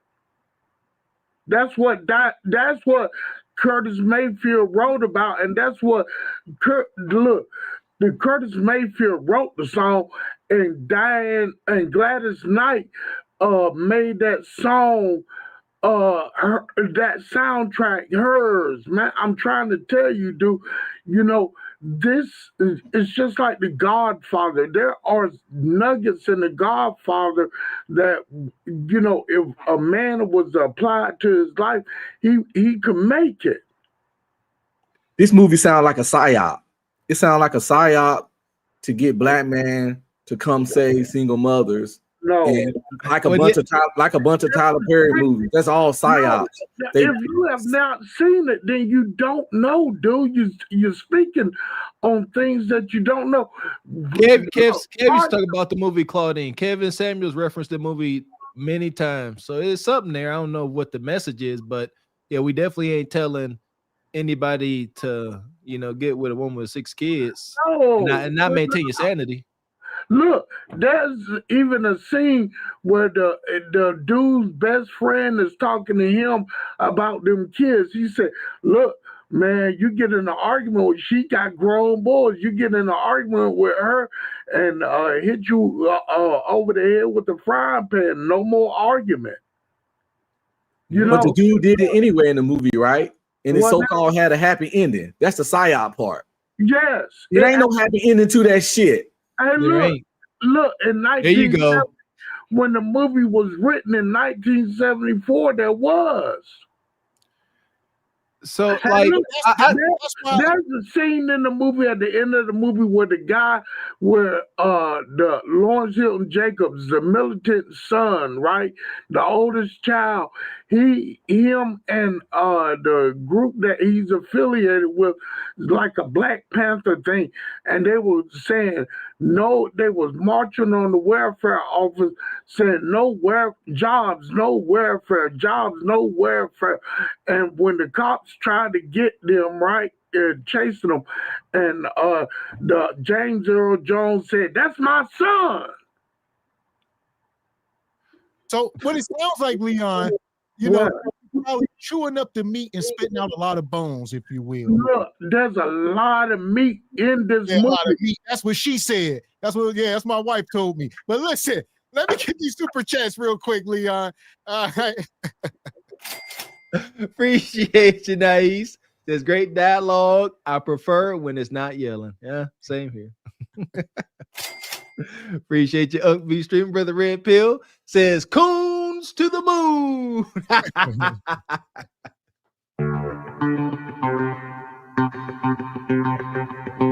We see you. Appreciate your sister Jessica coming to 20 ball. Thank you, sister. Appreciate you. Yeah! Boom, shakalaka! Sister Jessica. Appreciate you, brother Derek Greenway. Says, give me some food stamps, knowing what I know now. Yeah, shoot. Appreciate you. Ayo Boomaye, ain't seen you in a while. Says, so do you fellas plan on taking a week off after the challenge is over? No, y'all deserve it. We appreciate it, but no, ain't gonna take a week off. A few days for sure, like Mr. Walker's telling you. Yeah. We'll see. Stay tuned. We don't know yet. We still might be gone forever. Who knows?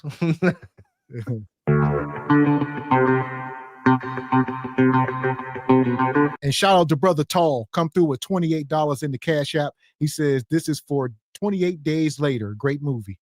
Ah, yes, it is. They got a new one now. Ain't like 28 years later. You got to catch up on them things. Appreciate you. Look at Leon. Yeah. Leon is one of the 28 years later. That's what you get. Yeah. He wanted the safe havens. Appreciate you, BY. Says apparently most countries manipulate the size of the continents to their favor. Don't nobody do it like the good old US of A, though. Appreciate you, Uncle Tall, always coming through. Says Gavin Walker, you should watch Claudine because the movie is very relevant for perspective. Okay, you could do a show off of it. Yeah, like I said, shout out to Kev. He referenced it often. I'm gonna check it out. I'm gonna watch it now, and I don't want to, but I'm gonna do. I seen a little clip. I seen a small little clip, and I seen it's. I'm gonna check it out. It got my attention. Okay. Appreciate you, Nais. Says Leon gonna make me rewatch Claudine. There you go. That's our homework assignment. Everybody get your Claudine watch on. We all gonna watch it.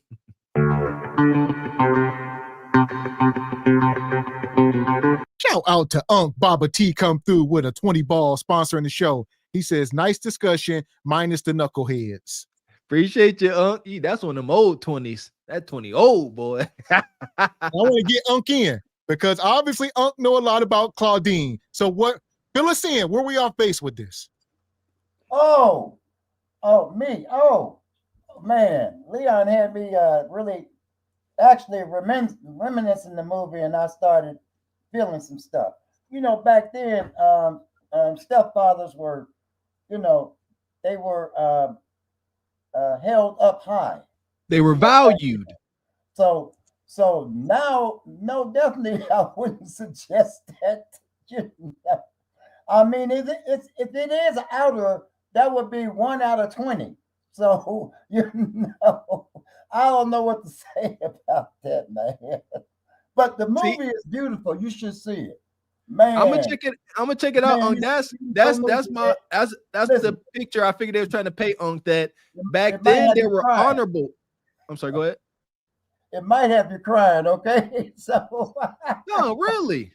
I would check it out. Beautiful emotions in the movie of our people. I was crying. I was crying. I was. It's on YouTube. Yeah, man. It's deep. But we ask. My final thoughts. It's so many resources. You got these big old churches and everything. They pulling all this money. The church used to be the backbone of the community. So people need to be talking to them churches that you go on every Sunday to and putting your tithes in and everything, and also, people have to know how to see. We were poor when I came up. We didn't even know we was poor, eating beans and rice and cornbread and sour milk. My favorite meal was rice and butter and sugar. Okay, we was poor, man. We didn't know it, So we grew up on, like I told you, Mr. Gavin X. I said, I'll probably live longer than you because I ate real food. You all eat food. So the molecules in my body are a lot stronger than you all's is. And I know I've been eating vegetables my whole life, oatmeal. So people know you can survive on that stuff. Oatmeal, vegetable salad. I mean, hey, man, it's real simple. Well, listen, I'll say this: if you survive me, just make sure you share the content, keep the message going. That's all I have. Yeah. Hey, and I also got down there. I texted you, said, keep a bag, a bug out bag available. Facts. We're on the same page, Unc. Facts, for sure. If you don't know what a bug out bag is, look it up and it give you a list of items that you need available. Sea rations and everything.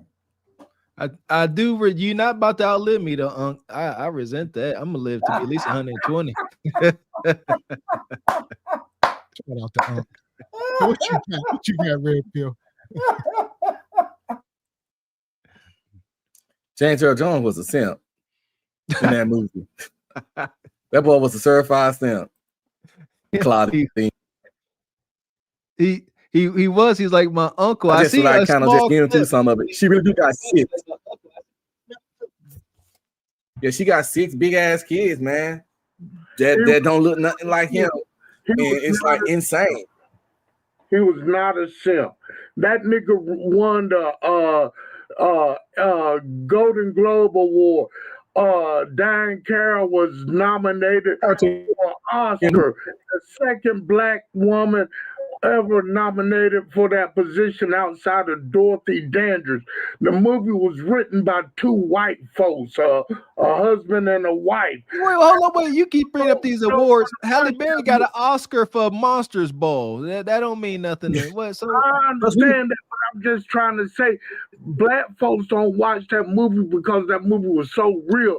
It was even referenced in Good Times when JJ got shot. Hey, look, James Earl Jones' nickname in the black community is JJ.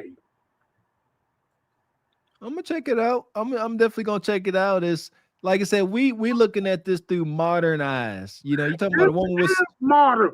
Haven't you heard Trouble Man by Marvin Gaye? What's going on by Marvin Gaye? Sure. That's relevant today. When Harold Melvin sang that song, fuck Bad Luck, said the man said he wasn't gonna give it up. But I woke up one morning and got me a paper and sat down and saw that the man said he wasn't gonna give it up, didn't buy it and give it up. All of that shit is relevant for today. Let me ask you a question. Let me ask you, Leon. Granted, now, yes or no, it's a 2-part question. Are men today respected like men back then? And are the women today as respectful as those women? Hell no. Diane Carroll was a feminine woman. So where we at then? So where we at? That's what I was saying. We're looking through. I was mourning for the past. I was grieving for the past. That shit is gone. My mother told me a long time ago. She said, baby, the woman that you looking for, they don't make them like that no more. Nigga, I got 2 Bachelor of Science degrees. I'm a motherfucking teacher, and I'm spending the night alone. Listen, Leon, I don't care if it's 1828. Marrying a woman with 6 kids has always been some loser shit. I don't care if it's 1314. Marrying a woman with 6 kids is always, has always, and will always be some loser shit. There are outliers, dude. No, here's not. Sometimes my dookie don't stink. Let me say this. Let me say this. I often have talked about, you know, I understood back in the day, all right, back in the glory days, whenever, you know, Mr. Hardworking factory worker guy would come across a widowed woman. Yes. Or something like that. Okay, now hold up now he wasn't going and making her his woman. He was like, you know what? You my little side family. I'm gonna come over here. I'm gonna give you a few, but he went home to his wife. Wait, hold on. In the beginning, James Earl Jones and Diane Carroll decided in the beginning when they were eating fried chicken at his house on the first date that they was just gonna enjoy each other until it came to an end. But that nigga didn't want to let it go because he knew a good woman. Boy, you need to watch that movie, man. We're gonna watch it. We're gonna watch it. It's on YouTube. Well, here's the deal. We're gonna watch. I see y'all saying do a show on it. Y'all ain't gonna like our perspective. But Dude, you need to do a show on it. Okay. Look, they will not show that movie because it's too damn real. Everybody want to be rich on the internet. We was never rich people except in our perspectives of our families in this country. The first millionaire was somebody who made a product that straightened out fucking hair. I'll say this, Leon. All right, we're gonna get you to relax, Leon. You know your heart rate getting up. Calm down, Leon. We can't have you pass out on camera. I gotta take my Percocet. Listen, relax, Leon. Here we are, though. We appreciate y'all coming up. Baba T, what you got? Any final words, Baba T? I'm gonna mute you here. What you got? You know, I like you brothers, man, because you all have me laughing, man. I'll be like, y'all are fools on here, man. And that's why I like watching you all. And, you know, this is a really nice podcast, you know. And what it does is allow a bunch of melanated men get together and try to see what problems we can solve together. So that's the most important part of this thing. And you know, man, I reminisce about how our people were in the past, man. You know, black love, strong love, man. But you should watch a lot of them black exploitation movies. Yeah. You all will find them a trip, man. You know, you'll be like, yeah, kick that whitey's ass. You know, that's how it was, man. Shout out to James Brown. It's been a pleasure, man, rocking with you brothers tonight, man. I really enjoyed myself. As always. Appreciate you. But if you give smoke, I got some smoke to give you. I have you changing your diapers. You hear me? and shout out to Rachel. Here she go. Appreciate you, Rachel. What you got here? She says, I have the DVD of Claudine. She has 6 kids, never married, and on welfare, and James Earl Jones was a super simp. 2 marriages. She had 2 marriages and 2 almost marriages. If you got the DD, I love you, Rachel. But God damn it, I know my facts.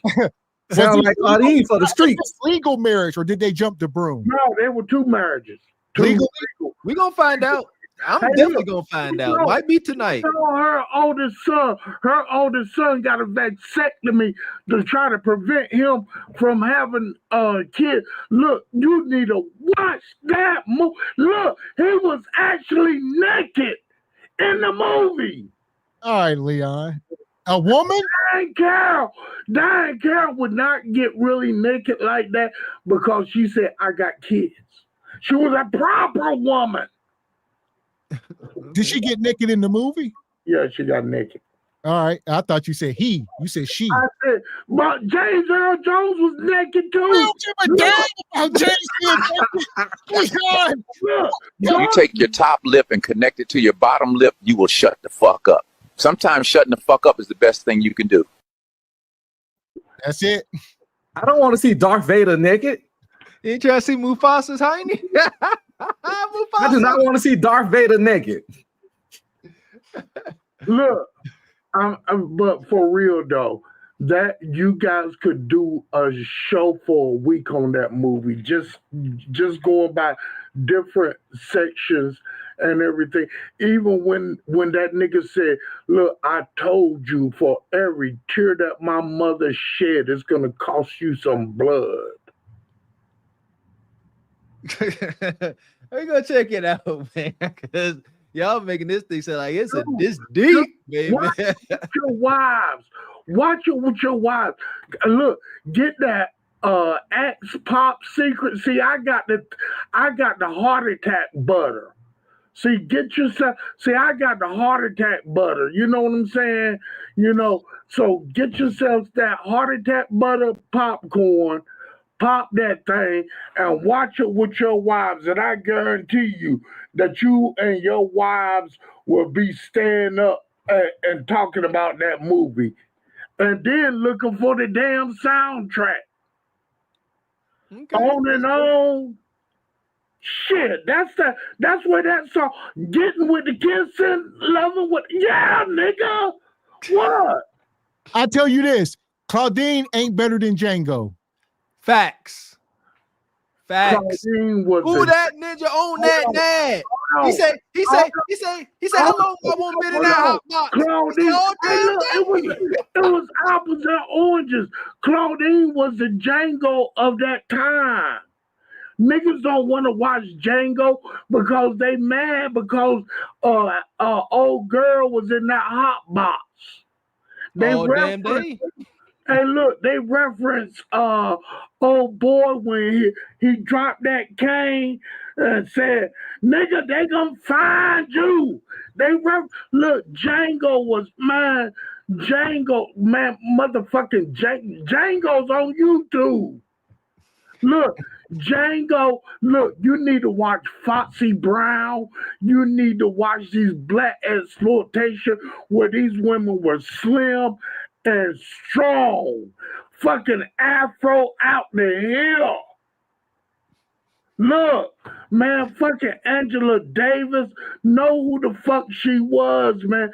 These are, yeah, she eat pussy now, but hey, but you know. Okay. Let me get the rest of these, Leon. Let me get the rest of these. Appreciate you, Uncle Tall. All right.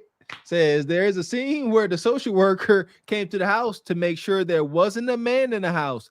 Kev used to talk about that scene. There you go. Okay. And I lived this. I lived that scene. I remember sitting in the living room and my stepdaddy laying on the couch, and it was a knock at the door. It was a white woman, and he got a grown man working in a steel mill, jumped up and ran out the back door before she came in. And they come in the house looking for evidence that it's a man. They're looking for boots. They're looking for pictures. Lived it. That's wild. Appreciate Young B streaming. Says we should watch Claudine for Halloween because that ish is a horror movie. Okay, so you seen it, Unc. Okay. We ain't seen it yet. No, just the premise. The premise is a horror movie. It's like some Michael Myers, Jason, Freddy Krueger. One woman, 6 kids. Mm-hmm. God knows how many baby daddies. That is a horror movie. He wanted to save her. I got a fake uncle like this. And I talked to him. I said, Uncle, why you married? This is like, I respect my elders. I had to have this conversation. I said, why you married that woman? He said, I thought I could save her. He was tall, 2 master's degrees, played basketball, handsome brother. So I had questions. I said, why you marry fake aunt? And she had kids. He said, I thought I could save her. I said, none of your friends tried to warn you? He said, they did.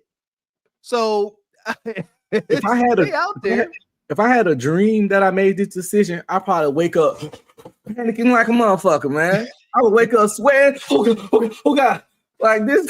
No. Yeah, that's a lot. 6 kids. Yeah, can't do that. Money. Shout out to Baba T. He come back in the cash out with a 10 ball. We appreciate you. He says, get the 5-part DVD of Hidden Colors. Oh, Unc. I watched Django and 3 of the Hidden Colors all in the same day. I wasn't allowed to go outside for a while. I had so much rage in me. Yeah, shout out to Unc. Yeah, I watched him. I haven't seen 5. I think I watched up to 4. But yeah, Unc, talk about it. Let the people know. Oh, well, I just said, get Hidden Colors Part 1 through 5. And the 5th one deals on Haiti and the resources that's under her earth. Okay? That's the 5th one. That's why it's always been instability in Haiti. You know, remember it was under French rule. So yeah, they want their money up under there. There you go. And you know who owns the debt to Haiti still to this day? Yes. Who? France. Say it. France. Citibank. Yes, yeah. France and Citibank. Yes. Citibank to this day holds this unpayable debt on Haiti. That's right. So if you can, I know it's hard. Don't deal with Citibank. Hey, look. They ostracized Haiti because they got their independence. That's right. The revolution was gonna spread. There you go. Ever since then, it was gonna spread. Hey, look, it's just like that nigga said. If you let blacks have equality, there's gonna be a mongoloid race. You see, white women love black dick. All right. Let me get the rest of these. Shout out to Brother Redfield. We got it. I said, Leon is Captain Saber 304. Appreciate you, Rachel. Says Claudine's 6 kids had different dads too. Knock it off, Leon. We're gonna find out, Sister Rachel. Okay, y'all gonna make us do this, huh? Here we are. So I'm gonna get you in real quick, JW. We getting out of here. I'm gonna get you got what you got. You got a quick minute? What you got? Yeah, good evening, gentlemen. Good Been, evening. checking in your show in and out and whatnot. I was thinking about the stats and stuff that you're talking about earlier. The truth be told, they can mess around with the numbers however they want based on policies. That the policies and the money. If there's money in the play and stuff, the policy's in place. If there's no policy, there's no money in it. Bottom line. So there you go. Leon, what you got? Something quick? I know what you got. Okay. There's a scene in the movie Claudine, and she's talking to her oldest son about, and he's like, Mama, you just want me to be afraid. She said, you better be afraid because that world would kill you. Guess what? Fear will hold you back from accomplishing your purpose in life. Fear will hold you back from taking a 5-gallon bucket and planting your own white potatoes. A 5-gallon bucket, you can plant your own vegetables. I had white people live right beside me, brought me some cherry tomatoes. Boy, I'm trying to tell you, and guess how she grew them? Right outside her house on the, it was like a hanging fruit. Do you know that there's a grapevine? When they got evicted, I was a grapevine that I was eating on half the summer. I'm transplanting that grapevine in February. I just got a pear off my tree today. It's in the refrigerator right now. I got pecans that I'm ashamed to say that I got a pecan tree because those pecans, I ate one, boy, I'm trying to tell you, was better than store-bought. What I'm trying to tell you is get the fuck away from the government as far as you can. It used to be you got on with the government, it was safety. It used to be that if you got your EBT, you didn't have to worry about people coming over and looking up your ass and seeing if there was a man up in there. But right now, that's what they're doing. Right now, you are a slave to the system, baby. And the system tells you to jump, and you got to say how high. Get away from this. Look, if you need help, get a little bit of help. But don't be looking at that for a lifestyle. These women going down there proud to get that Section 8 and all that shit. Get the fuck away from that shit. That shit used to be a shame. Get away from that. Well, it's gone. They ain't got it. You know what? Is the decision seems to have been made for them. Ain't no need to get away from it. It got away from them, so it's done. That's all I got to say. But watch that movie, Claudine. You guys need to do a show on that movie. We're gonna do it. So we're gonna watch it. All right, give us a week or two to watch it, but we're gonna do that. Shout out to y'all for coming up. Awesome show. We appreciate all y'all. For sure. Thank y'all, man. This was awesome. Appreciate you, brother Red Pill. Says, play the 6 kids Kudakata. Good clip for Claudine. My Kudakata is good. Let me see if I can grab it here where we at. But I know I got 6 children. Sure do. So that tell you that this Kudakata was good. It was real good. It was good. Finger licking good. You hear me?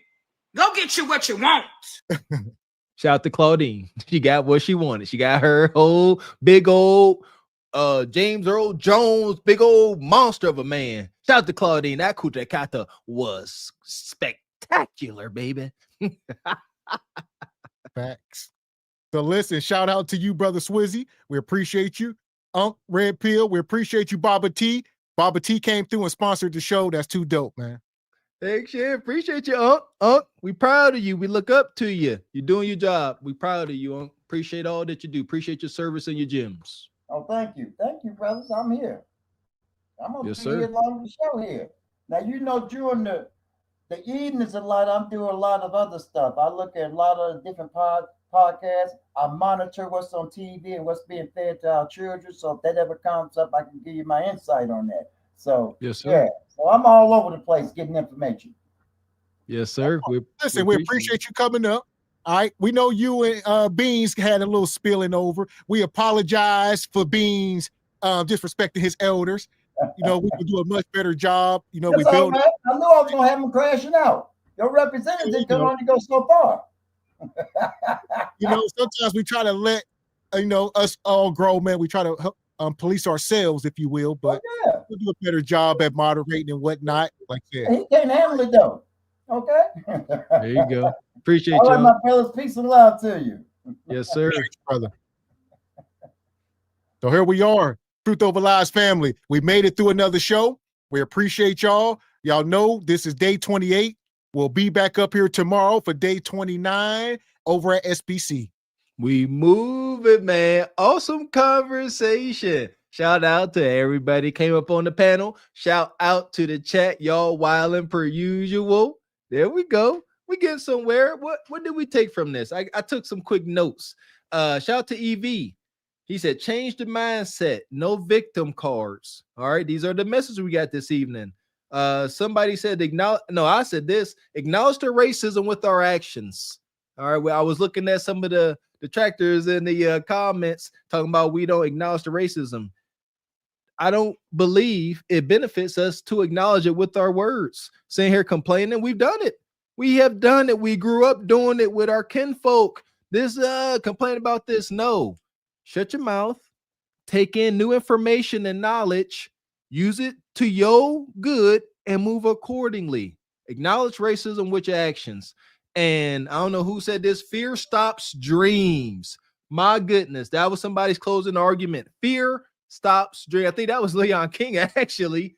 That is so true. Like what is it? Brave? Brave is being afraid of something, but still, going through with it. Being brave is being afraid of taking action, but still doing. You be afraid afterwards. I was terrified of joining the football team when I was a little kid, but I was more afraid of not trying. I was scared to become the firefighter. Who the heck want to run to a burning building? But I was more afraid of having to live with myself and not taking that challenge, which was in my heart. I was terrified of becoming an MMA fighter, getting into a cage, and the only way they're going to stop somebody got to be dang near unconscious. But you do it. You do it. Fear stops you from accomplishing your dreams. No fear. I like that, Leon King. That part. So, yeah, I know a lot of people get emotional and roused up with the political religion talks, but yeah, it is what it is. I would say for the people, go out in the streets and do the work. If you are that passionate about it, which I am not, because if I was, I would be out in the streets. I would be, running for mayor or something, but go out and do some work. All right. Sitting in the comments and, all that ain't doing nothing. Even up here on these panels, if you are really that strongly, if you feel that strongly about it, go do the work and show people what you're doing. That would be a good message. There you go. Shout out to Baba T. I like his message of just coming in contact with youngsters out and about and, just being kind to them. How you doing, young brother? Blessings to you. I've started practicing this. I missed an opportunity today, so I'm kind of beating myself up. But yeah, volunteer our time. I like to go read at my elementary school anytime they will invite me. I go read to the kids and have a good time. I relate. I, pour life into them, tell them that they can, do all that good stuff. We have to start being out in the streets where the work is real, as Kev said. Yeah, me and Miss X up here, this is work. This is making some progress at the very same time. Out in the real world as well, man. Got to walk it like we talk it. That part. So, yeah, all the folks out there, go out and save some lives. All right. Depending on which side you on. I don't think everybody's always going to be on one side. There's always going to be different messages. I like to sit back and take it all in. All right. Especially early on here, with the show. As time go on, we're gonna see, some of the stuff will manifest. We'll see what's going on, but I don't know enough to be that emotional about it. I'm just taking it in and seeing what's going on. True. Same here. I don't mind asking questions. I have some light opinions when it comes to politics and stuff, but just moving through life, I guess being poor and impoverished, I believe that, or at least believe, don't have the time, don't have the right, the luxury to be worried about politics. Go to work. And I don't know, maybe it's just PTSD, but I've always maintained that mentality. I don't care how expensive gas is. I don't care how much eggs cost. I need to work more hours. That's just the way I see it. I got to work more. I got to provide for it don't matter how much it costs. Just do the best we can. That includes, it ain't all about shout to beans. The answer may not necessarily be making more money. I understand easier said than done. I respect that. But you can budget. Be smarter with your money. These things go a long way. There you go, DD. Some sacrifice of some sort. And put the work in. Like I said, we should be too busy to know what other people are doing. That's my greatest thing. I can tell y'all what I do every day, down to the T. It might take hours to sit here and tell you everything. And no part of it is sitting around and wasting time. And I don't know what any other race of people or anybody else is doing. So just start doing the work and get stuff done. Done and done. That's our motto. So we'll be back up here tomorrow. Shout out to all the show sponsors, Baba T. Shout out to Brother Tall. Shout out to Lucifer. Yeah! Boom, shakalaka! Shout out to everybody in the super chats. Rachel. I think she is the big sponsor tonight. She came through. Brother Omni, Frederick Howard, Unc B. Streetman, Ayo, Brother Derek, Black Ham Radio. We're going to check this brother out. He definitely got to tap in with us over here because he got the knowledge as well. Yeah, salute to you, brother New Zealand, man. Heck yeah, man. You done piqued my curiosity, brother. Blessings to you. That part. Like I said, shout out to Jessica. Shout out to Rachel. We appreciate y'all. Rachel, I'm gonna hit you up in the Patreon messages. Talk to you about some stocks, see what you got, sister. You always coming through, showing love, showing support. Yeah, gonna pick your brain, sister, if you don't mind. That part. So we'll be back up here tomorrow. What's today? Wednesday, I believe. Sister Raquel is live with time 9 o'clock. We will be over with Raquel. Make sure y'all go over, check her out, subscribe to her channel. There we go. Shout out to all the Rosebuds and Rose Thorns. We'll be over there rocking out with Miss Raquel, telling us her stories. Salute to Raquel. And shout out to Olawa dropping the Patreon. Shout out to Sister Ebony Dean. We appreciate y'all. We will see y'all tomorrow. Until then, I'm Gavin X. I am Mr. Walker. And we are Carpet for the Horse Productions. A good afternoon.